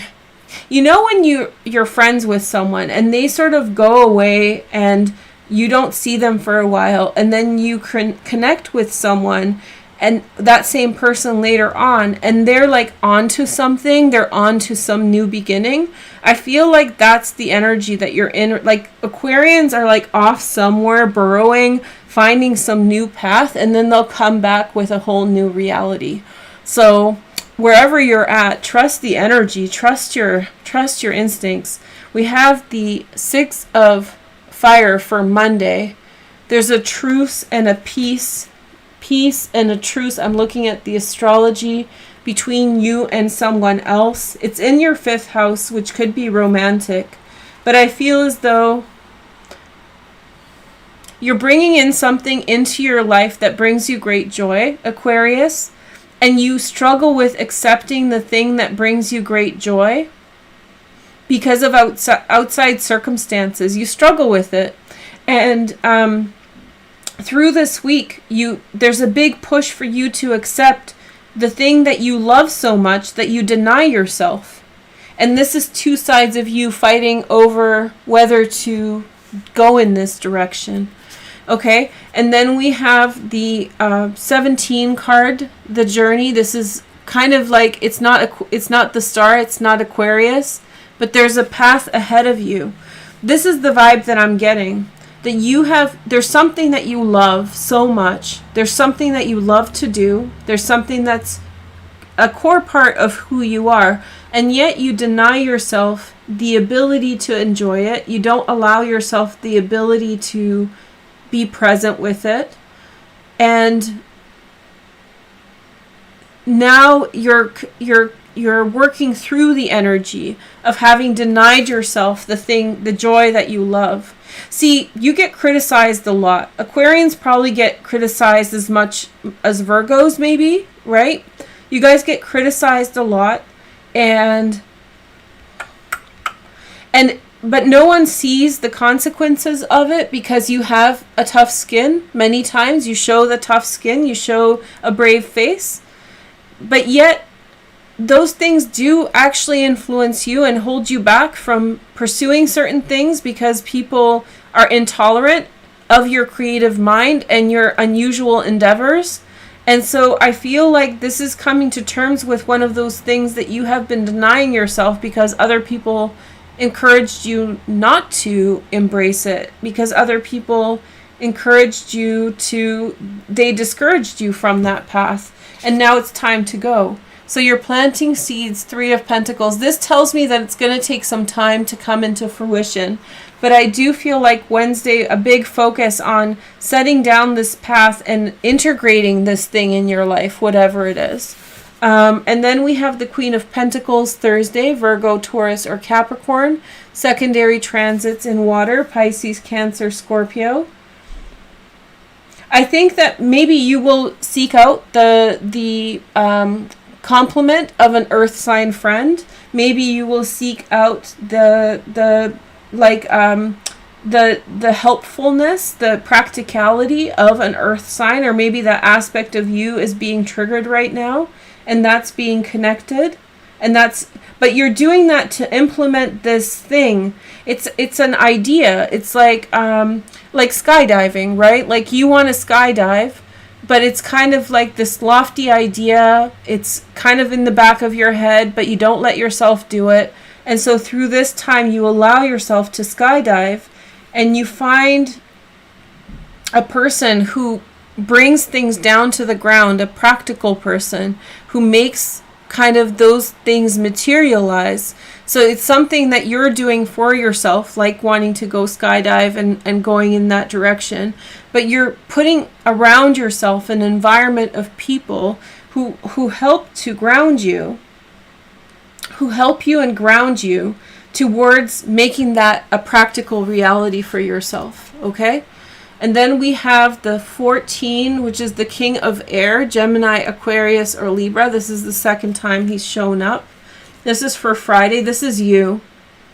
You're moving very quickly forward, and I feel as though there's a great authority in the direction that you're going.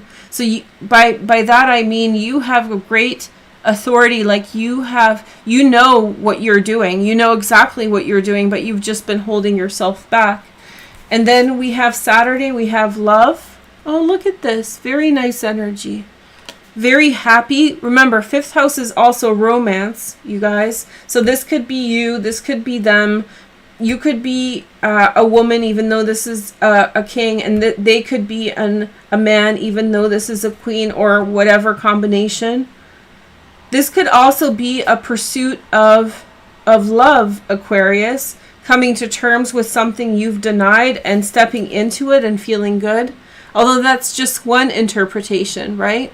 That there's one potential for love here, but the bigger potential is actually becoming that which you like, coming to terms with what you like, what you're happy with, regardless of what other people's interjections. And then we have the Page of Water, Pisces, Cancer, Scorpio, a new heart. A loving energy, like a little heart, a little energy, growth, a birth of something new, a refresh energy, a new relationship starts for some of you. This is very, very simple and very, very sweet energy. Whatever you're doing, I think that you're doing well for yourself. And I think with work, you're setting down the foundation for a really good direction. There's definitely a couple cards that signify choosing, right? We have a couple doors. You're going through a door. You're choosing a path. You're choosing a particular direction. And that's very important. And coming to terms and at peace, maybe the two people coming to peace with one another. And that doesn't come from conflict. That comes from coming to terms that they like each other, that there's a love energy between them. So, and from that, something new is born, something fresh, this is very similar to an ace, a new relationship. Oh, very nice energy, Aquarius. Very soft energy for you. Very loving energy. I like it. It's the 5th house, right? Okay, so let's see the next message.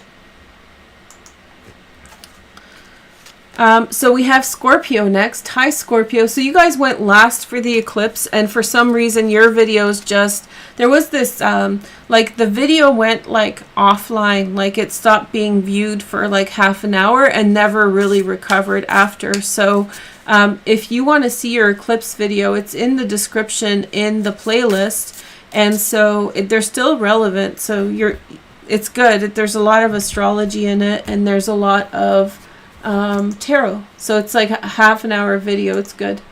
Okay, so let's see for Scorpio. Scorpio. So, I remember your eclipse energy, and I went into what's happening this week through the astrology in that video about that. Okay, so you're actually stepping into unison with someone else financially. There was a huge message about that. Stepping into shared resources, stepping into shared equity, all those kinds of energies between you and someone else. Very good energy, a trustful, you feel instinctually that you want to go in this direction. Now, in terms of romance, Scorpio, you have, I haven't said this to you guys in a while, but I guess I haven't read in a while, but this is really good for love. Now, there could be confusion, illusion, things you think are one way, but they're another. But this is also an amazing transit for love. Amazing. And I talked to you guys about this in the astrology section. But if you're an early placing Scorpio in the first 5 degrees or so, right here, or end of Libra, Venus, as she enters into Cancer, will create a grand trine with Jupiter and your placement. So extremely lucky in love through the beginning part of the week. And with Venus in your 9th house, extremely lucky, like if job interviews or putting yourself out there, whatever you want to try in the world, when Venus enters, that's on June 2nd, she enters into Cancer, that will activate your Scorpio placements and create a grand trine with Jupiter. Very, very good transit for all like beautiful, lucky things. Okay, and a bird just came and is trying to see if I'm here. Yeah, I'm here, but you can't see me. It's outside on the hummingbird feeder. They drink from the hummingbird feeder too. It's funny. Okay. They're stealing their juice. All right, I think they're finches. Very, very cute little birds. Okay, so let's see. A card jumped out. 2 of air. A decision to be made. Let's see what the next energy is. Hi, everyone. 2 cards.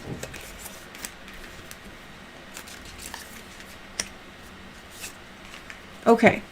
So on the bottom, we have the 3 of air. Now, this is different than tarot. This is like knowledge, learning and knowledge, gaining information. Remember the grand trine in the 9th house, that's knowledge and information. Scorpio, Scorpio, Scorpio. You're gaining some powerful knowledge about something you want, but you are split on something and it wants to be seen. You're split about something. Your opinion about something is split. Let me see how many more I have to do. We're only halfway through. Holy moly, this is long. Sorry if am I too long-winded? Venus is frisky. I read somebody's comment. In Cancer, Venus is very sappy in Cancer. Very, very squishy. Venus is frisky in Gemini. Very, very frisky. Okay, so we have the 2 of air here. So Scorpio, there's definitely something that you are deciding in between and you have a split mind about it. You have both positive and negative opinions about this. You have to confront it in some way, and I don't think you know exactly where you stand with things. That's where knowledge comes in. You want to learn about it deeper so that you gain insight about it so that you know exactly where you are going with things. Then you have the 11 of fire for tomorrow. A spark, a desire to move forward. I feel as though you're very impulsive right now, very instinctive, maybe less impulsive and more with instincts. You feel passion towards what direction you want. Specifically, the direction is of sharing with other people, of sharing resources with other people. And it's very likely that many of you will choose tomorrow a path to share, to cooperate with others. Share a path like to become roommates with someone or to something like that, go after something, or even plan to move in with someone in a relationship. But it's all to do with your passion and instinct. Like you feel like it's the right time. You feel like, and you're very happy. That's what I'm also picking up on. A lot of joy, a lot of happiness and excitement about where you are going. Then we have number 3. This is the youth. It's called the youth. These first cards have to do with age and like stages of life, etc. So you're changing the way your life is set up at this time, in which it was very autonomous before, on your own 2 feet, and now you are choosing a path of not being alone. But I think that you still have some reservations about it that you are probing about, that you're learning about, to see if cooperation with others is the right path for you. Then we have love. Okay, we have love. And so I have a feeling that there's something that's guiding you. There's a huge emphasis in your 5th house of love and romance. I sense that a lot of this has to do with your feelings about things. And unlike the astrology for everybody else, for the water signs, it's a little bit different because your emotions are so lit up and your emotions are so linked with insight and intuition. And so with all these transits in water that are happening in Pisces and in Cancer and completed by Scorpio here, I think that you're meant to feel things. Unlike everybody else where it's kind of better to be rational and reasonable, for you, I feel like it's important to... I sense, this is on an empathic level, like I sense happiness and joy and feeling such love towards the direction you're going. And it feels so comforting to feel that way. But there is still some doubt, which you need to figure out. Sorry for the rhyme. I kind of did it on purpose. Okay, so we have the youth next, the 2 of...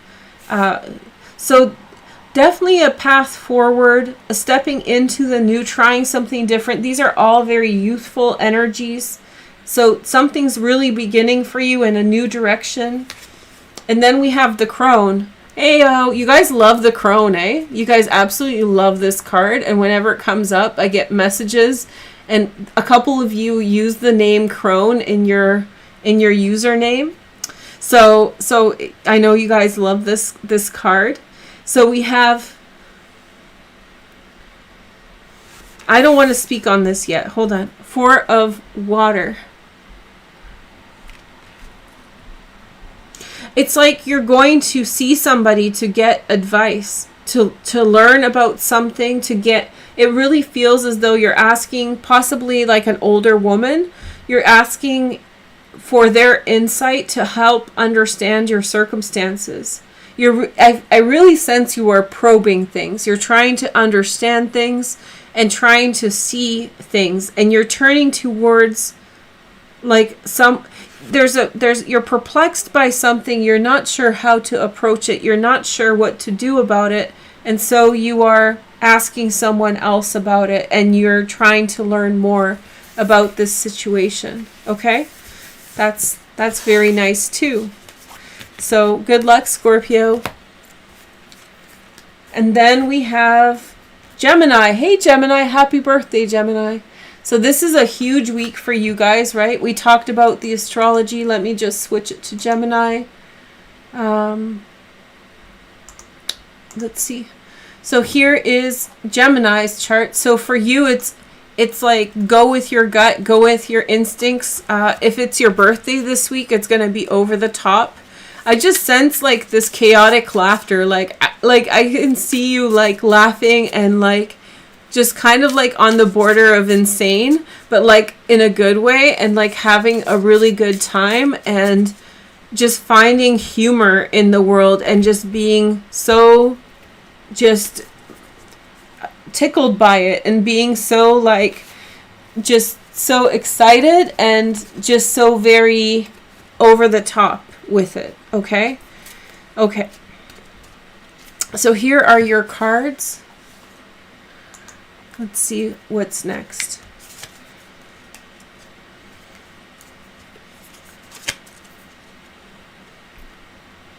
Gemini, Gemini, Gemini, Gemini. Okay. So on the bottom we have a journey. So the North Node transit is in your first house, right? So this has to do with the self, and you are being very much pushed to your own self-understanding, to your own personality as the answer to everything. So like look at yourself and look at it's like who gives a crap about anybody else? That's the energy. That doesn't mean that it's like a narcissistic thing, but like right now you're meant to very much tune into yourself, and you're probably having the transit that's most focused on your personality, about who you are and how you are and what you want and how do you want it to be. Okay? And then we have the Ace of air, first of all. So important communication coming to you on Monday. I feel like you gain control over yourself through this transit. The eclipse in some way released you from power that a partner may have had over you. And now you are zeroing in on yourself. It's too soon to tell what's going to happen with it. That's why I'm kind of being it's just a little bit too soon. And then we have the 11, fire, moving forward. A lot of people are getting this. A big spark, excitement. Let's move forward. This is an exciting direction for us to begin.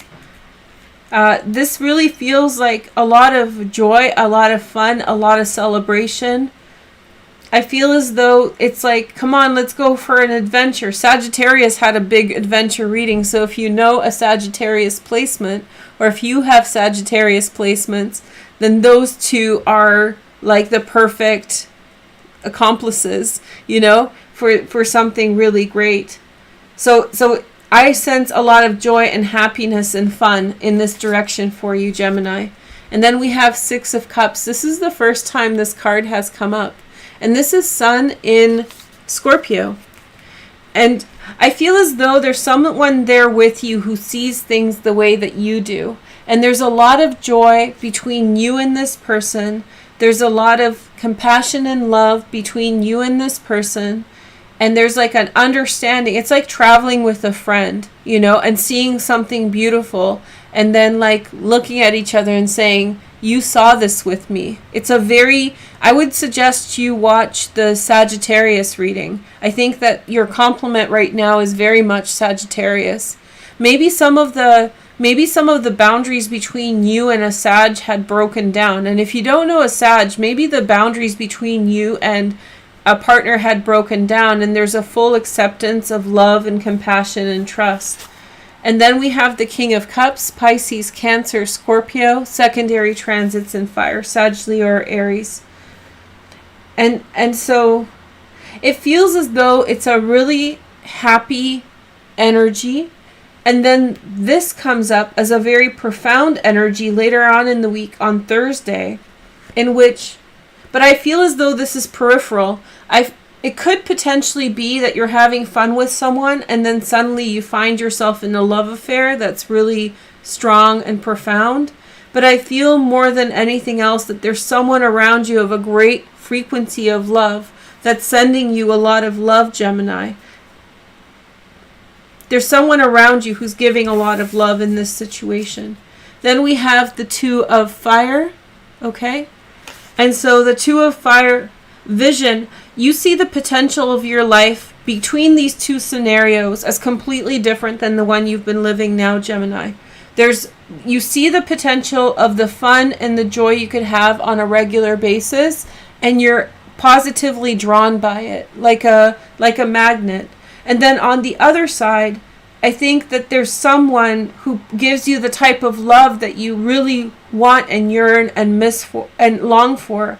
The one that you've always wanted, the type of love, the profound love, the friendship, companionship, all of that. And I feel as though these two things make you look at life differently and saying, this is what it's all about. The joy I could have, the adventure I could have with a good-spirited friend, and the profound love I can share with someone. Very, very loving energy. So again, going into the cave is going into yourself and touching base with yourself and realizing this is what I care about. This is what I love. And then we have the 11 of air. This is the Page of Swords, Gemini, Aquarius, or Libra. There's definitely some kind of important communication that's around you through this week, Gemini. Saturn's in the 9th house. When Saturn's in the 9th house, including retrograde, important communication comes to you that gives you vital insight on your life, on which direction you're meant to go.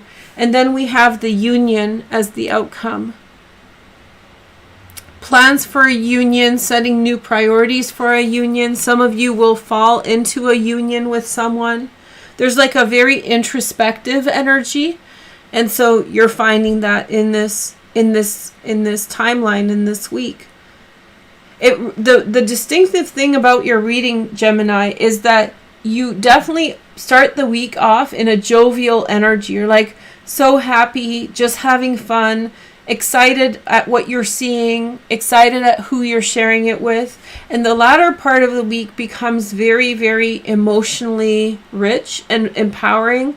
The later part of the week is like you find yourself in love with like a very strong energy of love to the people around you or the person around you. And I feel like you're getting very like attuned to the frequency of being in a very trusting dynamic with someone else. Okay? So that's Gemini. I hope you guys like it. Now let's see for the next sign.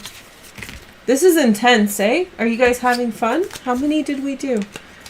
Now we have 4 or 5 left? 4. Okay. That's okay. So long reading. So we have Cancer next. Went over the top. Okay, I guess that's the post-eclipse apocalypse. This is post-ecliptilus energy. A lot to think about. Okay, so Cancer. Big energy for Cancer. Venus is entering into Cancer. For the next 3 weeks, you guys are going to have very good energies. Let's take a look at your chart for a little bit, just so you can see it, see what's going on. Cancers. Okay, so Cancer, we have a lot going on for you. Venus is entering into your sign. That's wonderful. Whether you're a sun, moon, rising, Venus, Mars, Cancer entering into Cancer for people who have placements in Cancer is a blessing. And Mars continues to be in Cancer, and that's also nice, giving you lots of energy, a lot of spunk, and all the stellium in the Pisces energy is also giving you a lot of positive energy. It's a very lucky time for you, Cancer, and it will continue to be a lucky time next year when Jupiter enters into Pisces in December and stays there. The focus is here in your 12th house. I feel as though there's things that you are meant to sort of take account of that are personal in nature. It's a good time for you to organize yourself, organize your life, to address certain things and take care of those things, and just reflect on how things have been and where you want your world to go, where you want your life to be like. You're getting a lot of insights about people and circumstances, especially people you want to know versus people you don't want to know. I have a feeling that you've been allowing people into your life who you don't feel good about, and you allow them into your life because of like shoulds and have tos, like I should do this is a good thing to do, this is a good energy, and I don't feel like it's doing you justice. I feel like it's been hurting you. So you're getting more momentum to step away from these figures. Oh, that's why Lilith is here. So of course that's what we struggle with Lilith in the 11th house of friendship. So there is this energy of compulsiveness, of staying with something that's hurting you, a person that's hurting you, that's not being a good friend. I'm not talking about abuse. I'm talking about a frenemy, right? Like people who are not like, or maybe people who drink a lot who are not good for you in some way, who are influencing you in a negative way. You've been like sticking around with that. Let me show you something. I just realized that this is a part of your Chiron and Aries video transit. I did a video on this that I've picked out, and I put it into a playlist for Cancer. So go look at your Cancer playlist and watch that video. I did it a couple years ago when Chiron entered Aries, and it's still relevant now. So it's a very, very good energy. But here's the point. Part of your Chiron and Aries, the consequence of being around people who are not good for you. And that doesn't mean, like, I'm not into this idea, like, only be with great people, otherwise your life is not going to become what it should be. Because I think that the success comes from being around a variety of people who bring you a variety of experiences, and that makes you a whole person, not just cherry picking comfortable relationships and so forth. So I'm not talking about that. But, oh, can you guys hear them? The birds are here. Okay, sorry. They came to say hi again. Anywho, Lilith has you somehow compulsive in friendships, Cancer. And so you're holding on to friendships and relationships for far too long. And so that consequence of that is an effect on your status, social situation, public status, and so forth. And so this is a reminder that you in some way need to remove yourself from relationships that are bringing you down, and they have a consequence on your public standing, on who you are in the world. And so this is just a friendly reminder that you know already, Cancer, that you need to step away from these frequencies and these people.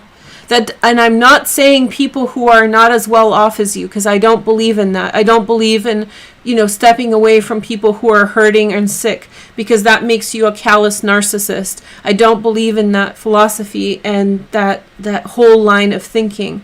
I'm talking about people who are bad for you, and that's not defined by just negativity or being ableist.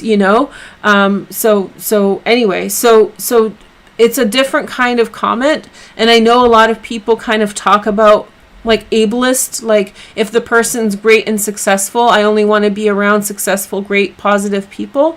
And I feel like that's a whole, it's every single time I say this, it's a hard conversation, because there's a lot of misinformation about this topic, and there's a lot of people talking about only being around like success.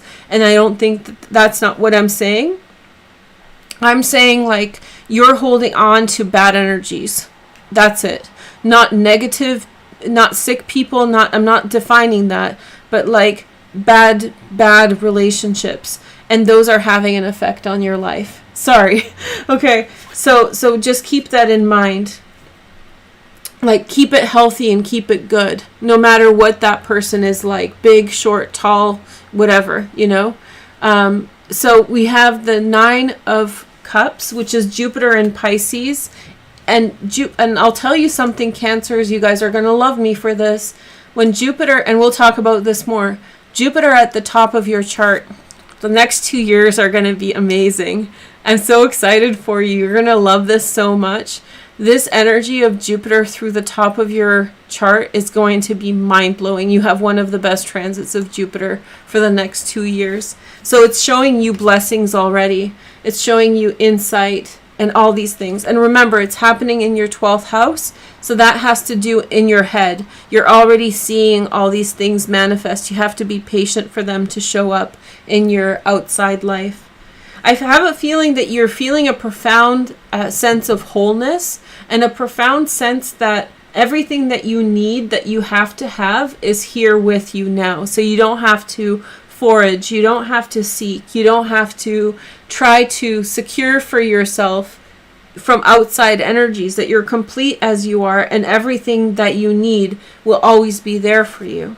The next energy is the 4 of Cups. Okay? And so I have a feeling that there's also a sign here that you're receiving a lot of downloads, and it's a very spiritual, it's a very psychic time. Mars in Cancer to me speaks of psychic activity. So there's this profound understanding, there's this profound insight that you're constantly having, and you're meant to listen to it, including the North Node with the Sun. So just listen to everything that the world is telling you. Then we have the King of Wands, Sag, Leo, or Aries, secondary transits in fire, Sag, Leo, or Aries. I have a feeling that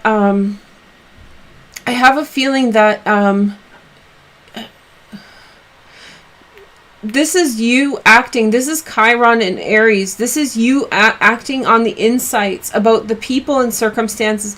I have a feeling that you're about to leave a lot of people's lives and they're not expecting it. I have a feeling that you are choosing, you know how the stereotype is that Cancer never leaves anybody's life, that they're always around forever. I think a lot of people are going to get a brutal surprise from you, Cancer, because I think you're getting ready to go. I think you know it's time to go and leave certain relationships because they're not right for you. And there's this power that you're stepping into. And likewise, I have a feeling that you might be being drawn towards a fire sign person. This could be romantic or it could be a friendship, but this person's coming through in a strong way. I'll describe them a little bit. Like a fire sign person, they don't have to be a fire sign, but they're very, very like strong, and they're very grounded, and they're very practical, and they're like almost antithetical to you, very different than you. And this person is like a business, not necessarily works in business, but they're just like a straight shooter and very upfront, and a very like very sorry to say very I'm just trying to define this person's like there's something very concrete and very intense, and they're strong energy. It's their presence in your life is a manifestation of what you need to do. They're there to help you do what you need to do in relation to these people that are dragging you down. Here is the next message. We have the Maiden. Okay. So you're beginning this path away from what you know now, and this person is standing by you to help you in this direction. Look at this guy go. He's 10 of Wands. And so this isn't the regular 10 of Wands. This is 10 of Fire. It's time for you, Cancer. This is reminding me of the Taurus reading, so maybe you want to watch that. But this is not the same, but it's similar. It really feels as though the time is now to step away from these people and these circumstances that you know that you keep on carrying on with, because if you step away now, you are about to level up. You are about to step into a much prominent position. You are about to very much like gain prominence in your energy. Like where if you step away now from the circumstances that you're in, your destiny is to become a much brighter, bigger, more powerful and potent person. Then we have the 7 of Air. Okay.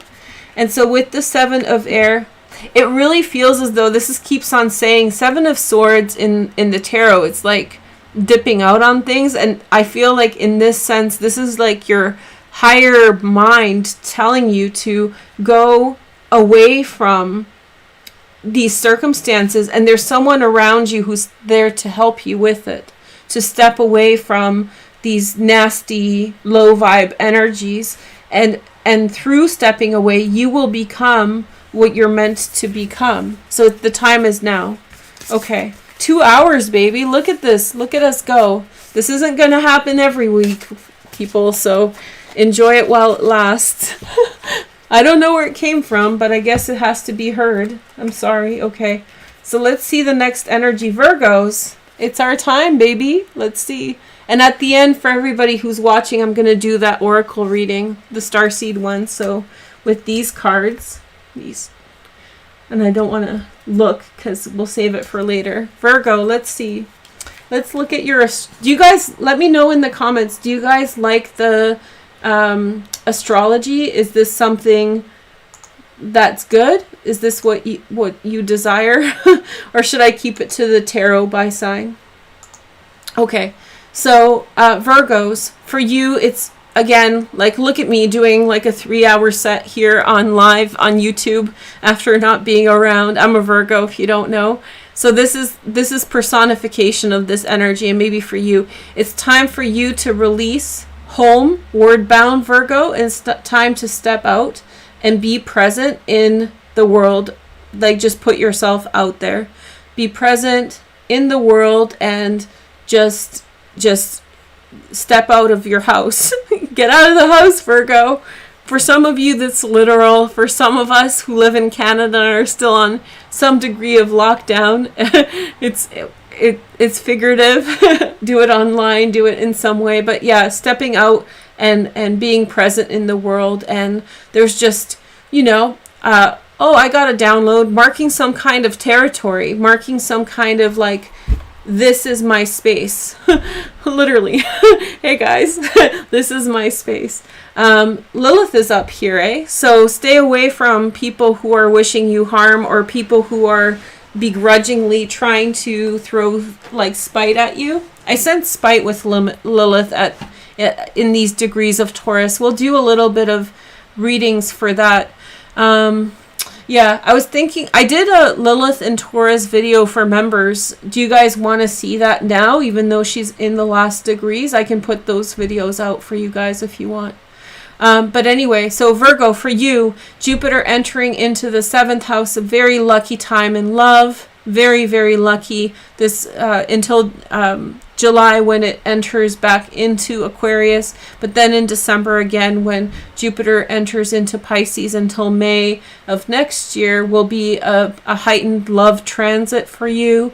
And overall at this time, I just think it's get out of the house, Virgo. Like, step out of, and that's not necessarily like physically out of your house, just get connected with people enough with the, you know, kind of shut-in energy. Okay, so Virgos, let's see, you guys got a big reading that for Mercury retrograde, that was work. It's like, okay, Virgo, work.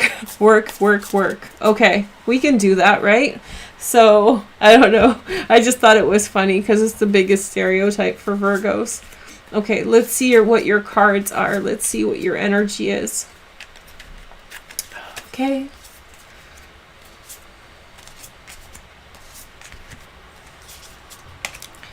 So on the bottom, we have the 9 of air. Look at you, Virgo. You come in with the very intense energy.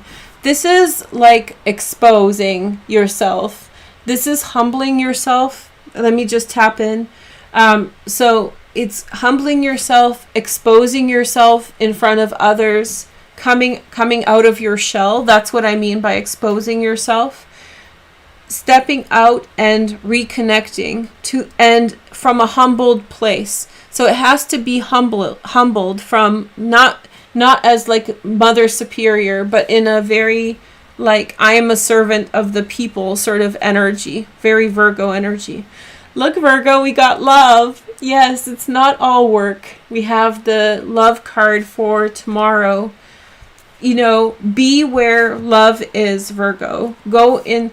So you do things for love. You do acts. You work hard to support those you love. You work hard in order to sustain them, and their experience of your love is through your actions, right? Your actions produce your expression of love, and they receive that love from the efforts of your labor. Okay? But this is saying also step out and be in love with these people that you love, all the people that matter. So it's not only about receiving your tokens of love, material sense, but also being of the energy, right? And being present with them in the energy of love. Okay? The next message is the crone. So, I really feel as though Lilith came through really strong for me. Virgos, pay attention to older women and begrudging women who are, and I know, many of you guys are older women. I'm not throwing shade at you, so don't, you guys are smart enough. Like, all my friends and all my followers know this. I'm not talking about you. And the good ones always know about the bad ones. And the bad ones know about the good ones, right? So we're talking about the wicked witches.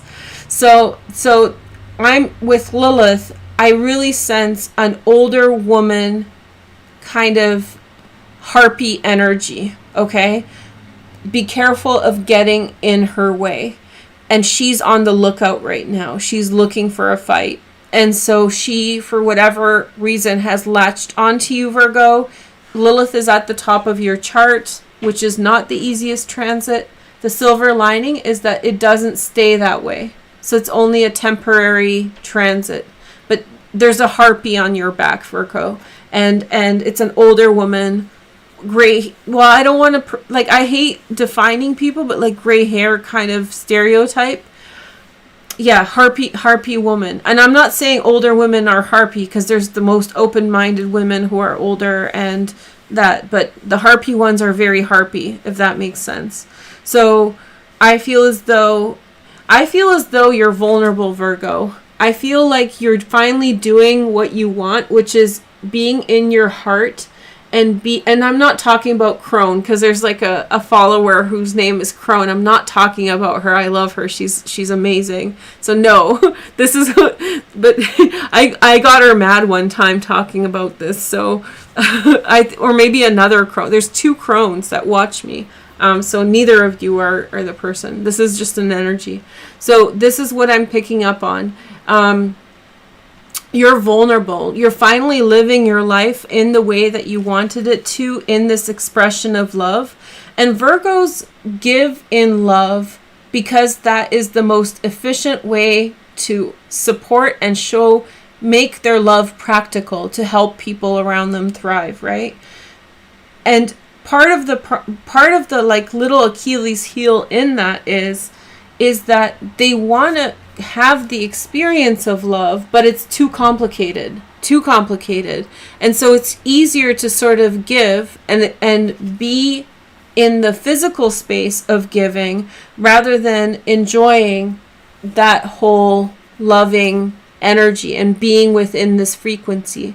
So with this card, Virgo, you're stepping into this love, you're stepping into this frequency, and you're vulnerable because vultures are around who are, when we're vulnerable, no matter what your sign is, when we try something new, there will always, no matter what you do, there will be people who will be trying to pick you out and push you back into your old frequency. And so this is kind of a part of the nature of because this is so antithetical to that negative association of crone, which means that like you're pissing her off or him off. This could be a man. You're pissing them off because you're just thriving and abundant, and she's harpy, right? And she can't be that way. So she's irritated by the fact that you're living your life. And so you need to be careful, Virgo, because a harpy is, look at this. You can even see, now this card means good things, but let me show you. You can see the person. Look at that person. That's you, Virgo. That's you, Virgo. She's after you. But she's not after you. She's just aggro, right? And she's aggro, and she's sort of like nitpicking. And because you're just expressing an abundant 10th house energy, she's going to try to make you go back into the box she thinks you belong in, but you need to protect yourself. Very similar to another sign that I read, the one that had all the earth stuff going on, maybe Taurus, nurturing new things. So protect yourself, Virgo. You're in a new space of energy. And then we have the Two of Air. You have a choice. You will have a choice and an action in how you respond to somebody's accusations, words. They will try to initiate contact with you, and you will need to decide how you react. React with the light energy, okay? So diffuse and step away from whatever this kind of rigidity, because you're fighting the rigidity within yourself, Virgo, too. Maybe this is an aspect of yourself fighting against your openness at this time, telling you to get back to work and to turn your back on just experiential living. But I think you need to have that experience. You need to humble yourself. This is almost like, this is a person, I'll give you guys a cue, like something to visualize. This is a person standing in front of a group of people and saying something really personal about themselves. And that humbles them, and it brings them into unity with each other through shared emotions by hearing this person's vulnerability and experience. Or just vulnerability doesn't have to be something negative. This is like standing in front of people and saying you love them, or just being in that moment. And so maybe an aspect of you, Virgo, is fighting that also. Maybe you're a part of the crone that's saying, go back to work, Virgo, and stop being so flowery, stop being so just flippant, right? And it's true, you have to be practical, but I think this energy for you, Virgo, is about letting go and being very carefree. We have the King of Air, Gemini, Aquarius, or Libra, 14 of Air. This is about control. And Osho, this reminds me of Osho, control and power. And then we have the Knight of Fire, carefree. I have a feeling that there's a lot of temptations ahead of you, Virgo. There's the temptation to control, confine, define, and maintain, which is not a good restrictive energy. And then there's the one that's carefree and wasteful, and that's not a good energy. You have sort of threats at all, not like literal threats, but you have challenge. This is what it looks like to me, honest.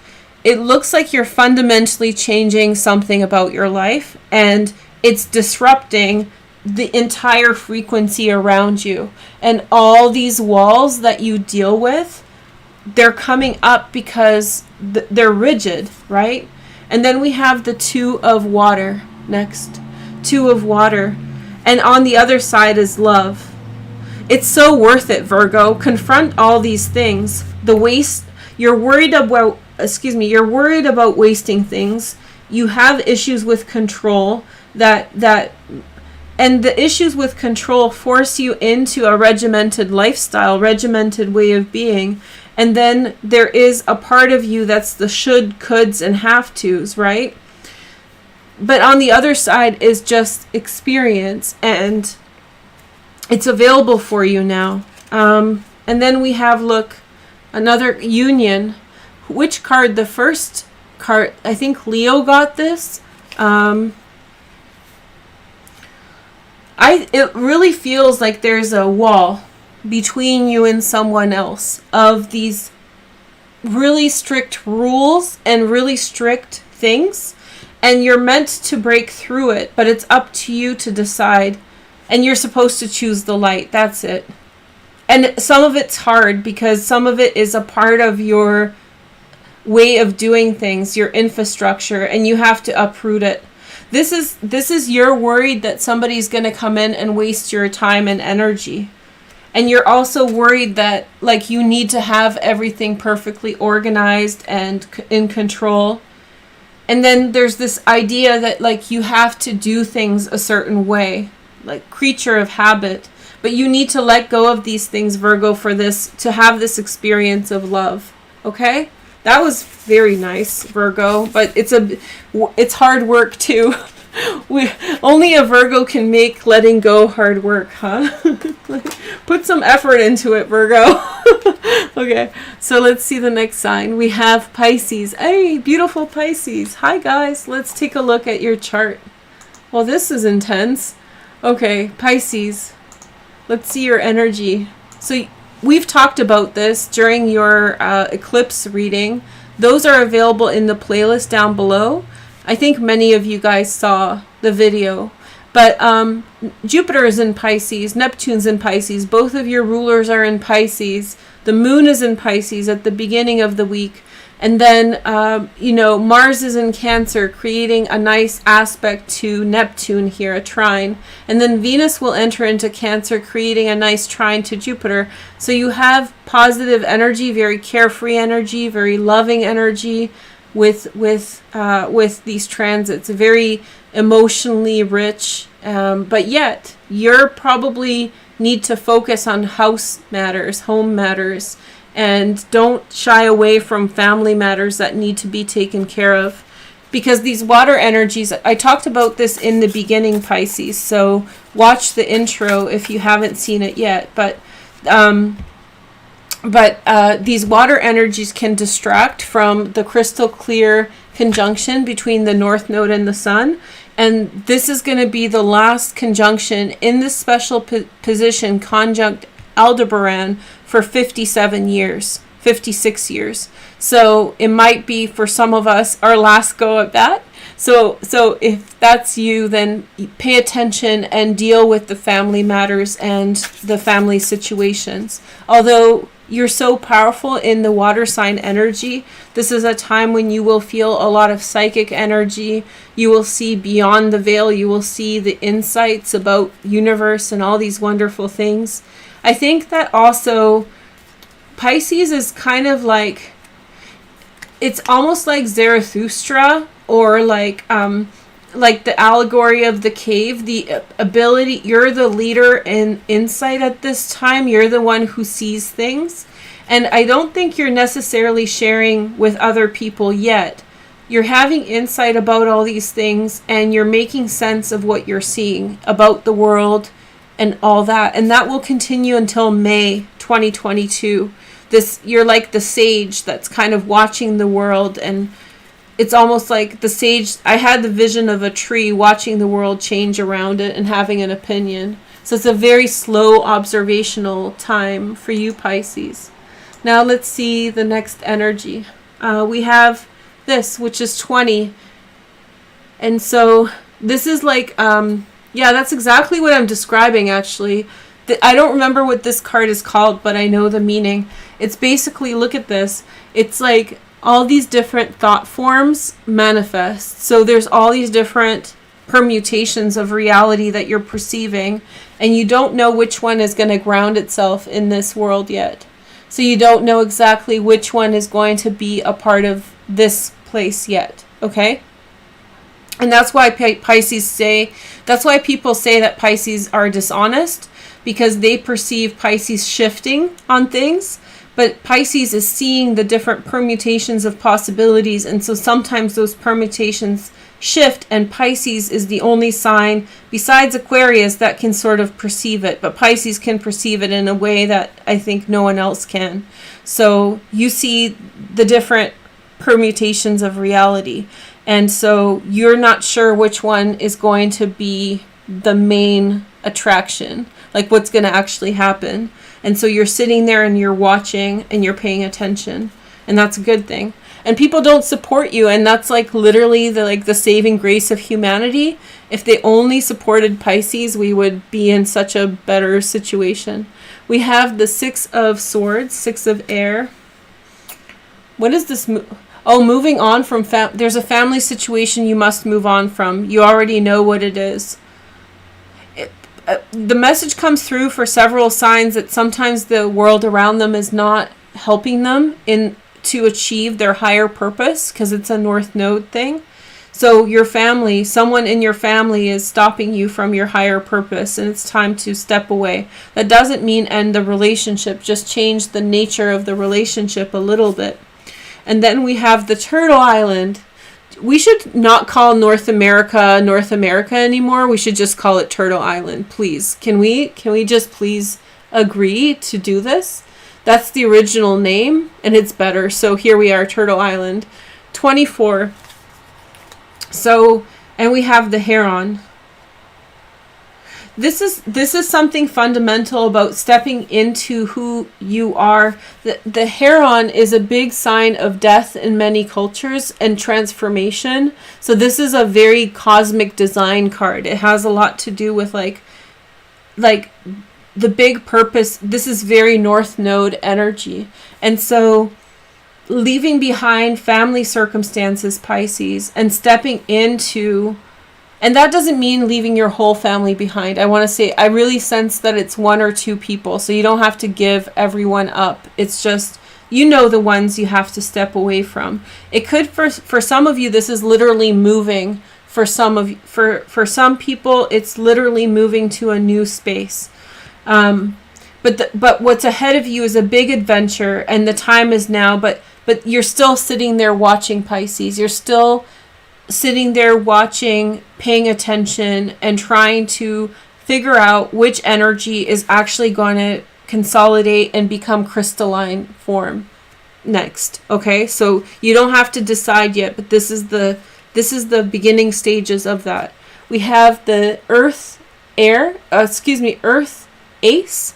So a physical new beginning. A seed is put into the ground. You're sowing seeds through this season. This week. Jupiter in Pisces. So through this time, you're beginning new things. You're beginning like putting new things into the ground. Okay? Whatever you start this week and the next couple weeks, I think that it's an initiatory practice, so pay attention to what's starting. It might be sort of below the surface too. It may not be fully of itself yet, so allow some time. Some of it still needs to shift a little bit to find the right frequency, right? Here is the next message. We have the 9 of water, okay? And so this is what you've wanted. I sense this is what you've wanted for 3 to 4 years. I sense that this is something you've wanted this time to come for some time, and you've been I feel like Pisces has been sort of coming along with all of us and like, you know, nodding along and saying, yes, okay, we'll go along with what you guys are doing, but this isn't my energy. I feel like finally you're getting a taste of your energy. And the big picture thing will happen in December when Jupiter enters into Pisces for the next few months. So that's coming up for you at this time. You get a taste test right now, and then later on you get to go for the big thing and begin that journey. But it's already starting. It's already being planted. The consequences will come early next year in a positive way. And then we have the 4 of Earth. Sun in Capricorn is very important for many people right now. So that's what governs this card. Choose the things that you practically ground yourself in, whether it's your house or where you save your money, what you stand by, just physical things, even painting a rock or some symbolic gesture. You know, ground yourself in something, put your mark down, put your territory down on something, put your territory down on an idea, even write the idea down. I feel like painting a rock is appropriate, and like sticking it in the ground somewhere. That is supposed to represent where you want to go. So set your intention, paint a rock, set it in the ground, and move forward with that energy. Here is the next message. We have the Queen of Air, Gemini, Aquarius, or Libra. Okay? And so you're going to have to be a little bit cutthroat here, Pisces. And I don't mean that's not going to be horrible or evil or hurtful to anyone, but you're going to have to let people know that you're stepping away from them. And they're going to be surprised. You're going to pull an unexpected card on them. And then we have and then you're going to be like kind, Queen of Cups, with love and positive energy. Because you have to let go of some people so that you can be the Queen of Cups. Whether you're a man or a woman, you're going to have to let go of some of these people to be of that energy. Right, until you let them go, until you purge some of the things, like with wisdom, purge with wisdom, the things. And when I say cutthroat, it means not doing the Cancer thing by saying you're going to go and then just staying anyway, right? This is like Queen of Air, Aquarius energy, Gemini energy. I'm gone, bye, peace, see you later. Not going to happen, not going to come back. And the purpose for this is so that you can be authentically this, because with whom you are right now, the people you're around right now, you cannot be this energy. So you have to say goodbye. But it's going to take some time for you to realize who, what, when, and why, and allow for that to happen before you make that decision. Okay. Pisces. Love you guys. You guys are the best. High five. I know you people, and that's why people are getting upset. People are getting upset with Tauruses and Pisces a lot. And that's because they're going in a new path and the people around them are feeling threatened. That's always what happens with people. What's the Capricorn? You guys showed up. Sun in Capricorn. Sun in Capricorn. Super important message, I guess. Let's see. You guys went through a year of super important messages, but let's see what's going on with you this time. So, okay. This is what I got for Capricorn quite prominently and quite in a big way. Basically, you have very much a need to focus on the detail again, on the simple tasks, just without the huge themes of where it's going, where it's leading to, and what it has to be. So simplify and keep on a regular schedule of some simple events or some simple actions that you live by, okay? That's a big message for Capricorn right now. And then also a big emphasis on reconnecting emotionally with people, but that's a theme for you this year, okay? Very important. And Venus will enter into your 7th house, which will remind you of the people who matter to you the most. A hummingbird just flew up, so say hello, hummingbird. I gotta set up a cam where when we're doing this, there'll be like a picture, and then that can film the birds. We should do that, eh? I wonder if I can figure it out, but it's gonna be expensive to set it up. Maybe not that expensive. Maybe I can do that. Would you guys be interested in that if I set up a little webcam so you guys could see the birds while we're doing the reading? I'll try to figure that out. Not until June, but maybe that's what we can do. Have a little bird sanctuary window.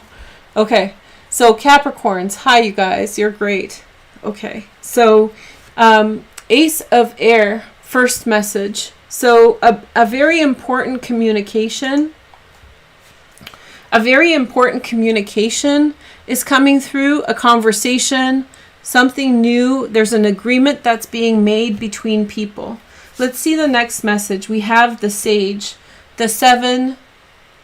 He's a sage. He's a priest. So this is Monday. This is the insight. Somebody's going to remind you of what's important. Somebody's going to say, hey man, you're wasting your time. You got to get your stuff done. A friend is going to say that. It's a harsh, straight shooter sort of thing to say, but it's direct communication is coming to you, Capricorn.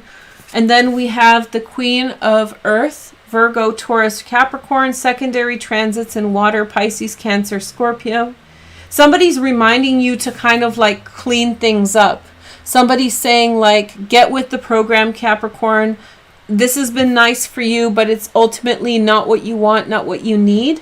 And so someone who loves you, who cares about you, is telling you to get with being your authentic self, which is organized, cleanly, and just a queen, you know?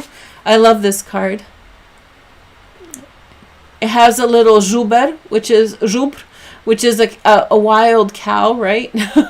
And so they're beautiful. Bison, yeah, jubre. I'm speaking Polish when I'm saying that. So this beautiful, it's one of my favorite animals, if not my favorite. And so, yeah, this type of bison, they have like a heavy coat on their back. And so, yeah, somebody's giving you practical advice early on in the week to sort of step into your energy. You've been on vacation a little bit. The next message is the 2 of Fire. You're going to have a little wake-up call. You're going to have a little bit of a like eye opener, I think. And this conversation is going to be sobering, and it's going to be like a splash of water in your face, and it's going to help you see like, I'm focusing on the wrong things. And this is going to help you focus on the correct things and your success. Then we have the 8 of water. Somebody is coming. There's a very powerful person around you, and they will say difficult things like you're not doing the work you're supposed to do. But it's in such a beautiful energy that it's such a beautiful energy that you accept it because you know it's coming from a clean place. It's coming from a good place. The next message is the union. Okay? Wow. I think that you're setting yourself up for a connection with someone very important that's coming up. But the way you are now, and I'm not like, don't shoot the messenger, you're not your best self right now in the physical sense. And that doesn't mean lose weight. So don't take it as that. I just mean like how you normally run your life, how you normally are, you are meant to step it up and step into that energy because you're about to meet someone and you will be embarrassed if you meet them the way you are now. Okay? Then we have the 6 of Earth, Moon in Taurus. And so with the Moon in Taurus, there's someone coming your way. I'm pretty sure it's an Earth sign, Capricorn. And I'm pretty sure you want to put on a good impression to them. And I think that there's going to be insane chemistry. And this friend of yours, they could be a water sign, could be a Pisces or a Cancer, are telling you to giddy up because if you are not like if you don't clean your house, are you going to invite them over? Or are you going to just like hang out on the street? You know what I mean? Like, so you got to get it together, Capricorn. I'm not saying like you're a mess, but I think that this is like a reminder, get it together because good things are coming and you want to be ready for them. And then we have the 7 of water. You're about to have a very romantic time, not this week, but coming up soon. It's coming your way and you need to get ready for it. So do the homework before all the fun stuff. Before the weekend, you know, it's like Friday afternoon. Do your homework because the weekend's here and you want to enjoy Saturday and Sunday. Okay, so Capricorn, that's it. We finished. Do you guys want to do a little read the room message for everybody who hung out this entire time? I've been kind of peeking at comments, but I've missed a lot of them. Wow, you guys, thanks, and thanks for all the super chats. So nice to see everyone. Thank you. This has been fun. Okay, so now let's see the next energy. So this is for the read the room means that basically I will send a message for people who are here and who are watching the saved version. And it's not by sign, it's just messages, and maybe for one person or several people or many people, and they're just messages from spirit. These are channeled cards that are painted in Ili, and they are of a frequency to do with aliens. So they're pretty cool and they're pretty intense. And then I'll use my dice because I haven't used them in a while. And yeah, let's start with the dice. So the first energy is Moon in Gemini in the 9th house. Okay. So this is something to do with travel, and if you don't have to have Moon in Gemini in the 9th house for this to be for you. This is just a frequency assessment. And so what it's saying is that somebody has a real desire to travel. Somebody is like a perpetual traveler. They want to see the world. They're also very good with ideas, very inquisitive mind, very, very focused on the outside world. Let's see this. We have the Glory Victory card. I'll let you guys take a look. Number 37. Then we have Working. That's the card Virgo got. You guys can see, I'll link the video in the description. It's on the clock app. But Virgo got working. I used these cards for the Mercury retrograde video. And then we have goodness. Okay, victory, working, goodness. And then we have a fight. Woo!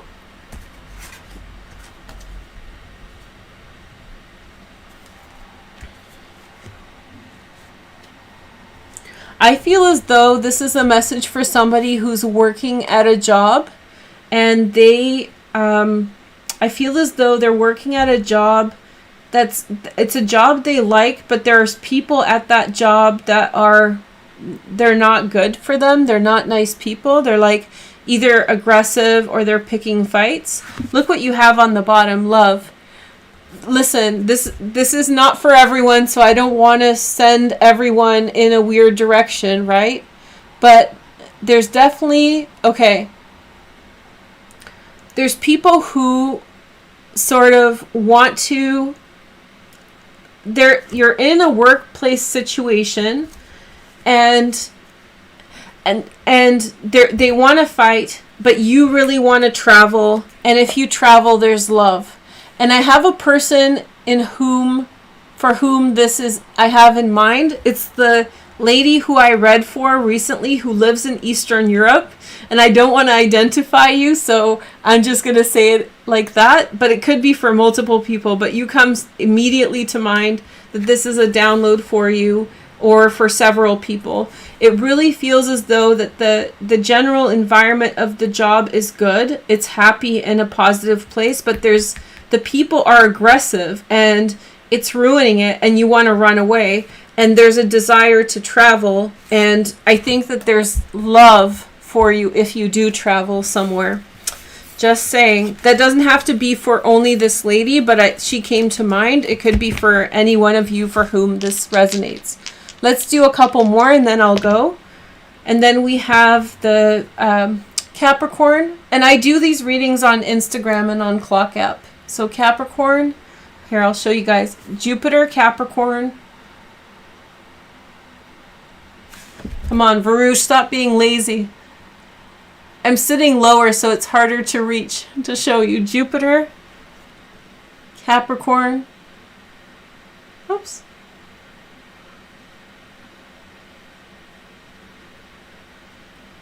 Capricorn in the 5th house.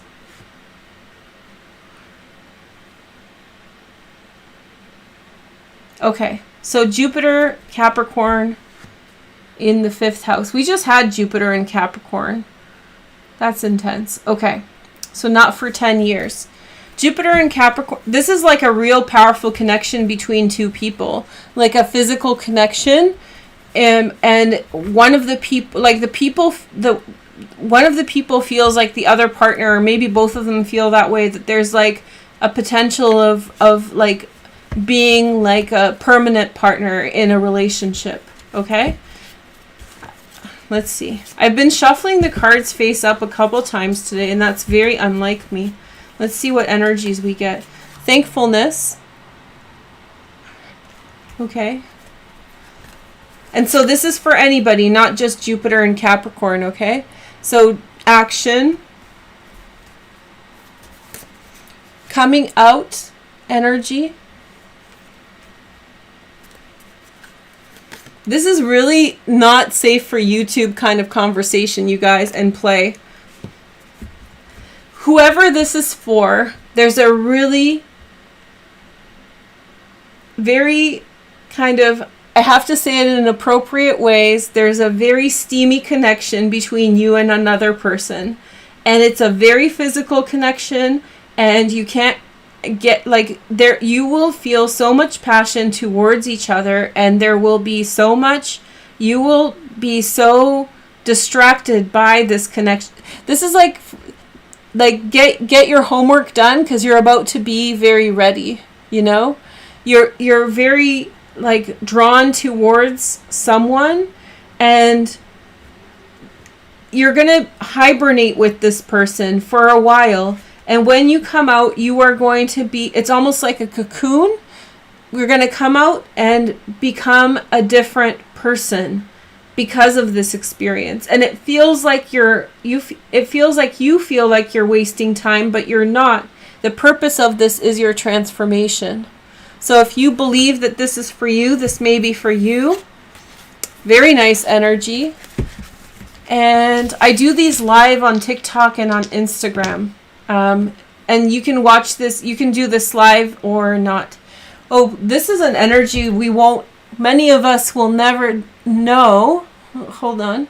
So in 2077, when the next conjunction with the North Node and the Sun is in Gemini, in what we were talking about today, that's when Pluto will be in Aries. So most of us will not see this transit in our lifetime. Oh shoot, which house was it? 4th house? I forgot. Well, maybe 4th house. Okay. And none of us have seen this transit in our lifetime, so we can only speculate as to the energy. I think that Pluto in Aries is going to be completely nuts, right? Like I'm really glad most of us didn't live through Pluto in Cancer, and I'm really glad many of us will not have to deal with Pluto in Aries. Like, I think like Pluto in Libra is very chill. Pluto in Scorpio is kind of crazy. All of you millennials, that's like a nuts energy. And then Pluto in Sag, well, we're seeing Gen Z kind of do its thing now. Pluto in Capricorn has been awesome, right? Like, it's been a very prosperous time for the world overall. And Pluto in Aquarius, I think, it'll be intense, but I think it'll be good. Pluto in Pisces will be bonkers, but not in a bad way. But Pluto in Aries, I think, is going to be just gonzo. So Pluto in Aries in the 4th house. We have play come through again. There's a big message about play. Patir is to be, to act, to do, 40. And then we have fortune. This is like the wheel of fortune. This is read the room, you guys, which I'm reading the energy for whoever's present or whoever's watching. Making real. And not everyone will be for you. Okay, these are just like higher frequency messages. Pluto in Aries in the 4th house. Somebody is going to take on a business that's going to be a big business. They're starting small, but it's going to be huge. Lots of money, lots of success. It's a business in which this person will have to turn their back on pretty much every single person that they know in order for it to be successful. It's going to be consuming, but it's going to lead to a lot of success. I'm sensing that the person might be a fire sign because this is feeling very fiery, Sag, Leo, or Aries, but it doesn't necessarily mean just that sign.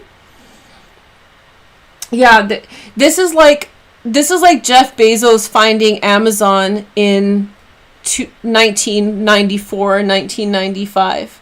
So like this is like something very big ahead of someone who's watching either the live version or the saved version. So congratulations, you guys. One more and then we'll go, okay? Because my voice is gonna go. This has been really fun. Thanks for hanging out. Okay, so Saturn in Aquarius. We know this, guys. Hey, everybody who's turning 30 is having their Saturn return, and everybody who's 58 is having their second Saturn return right now. But this isn't just for people who have this placement. And we are going through a Saturn in Aquarius right now. And Saturn's in rulership. And this is in the 11th house of friendship and technology. Let's see. So let's see what the message is. There we go. 11th house.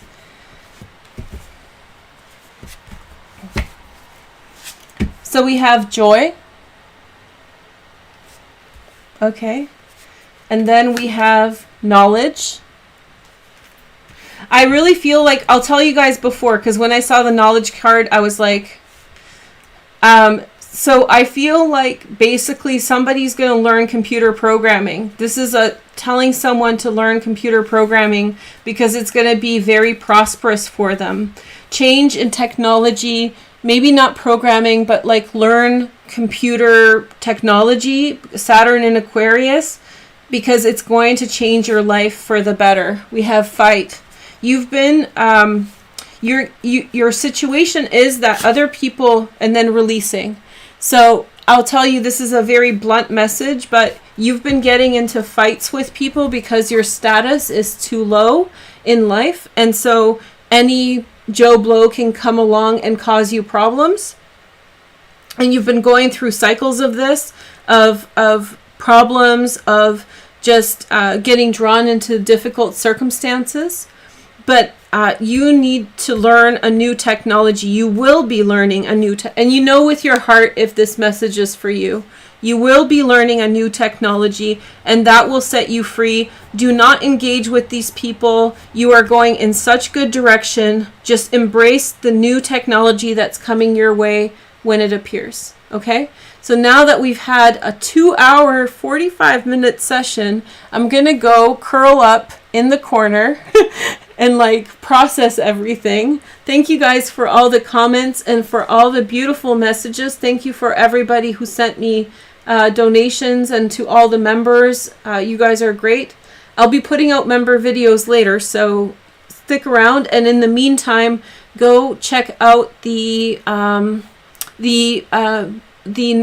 eclipse video for your sign, because a bunch of you guys didn't even know it existed. I can see, because you never were shown it. You weren't sent it as a link. So go into the link down in the description, and I'll send other links down there as well for Mercury retrograde.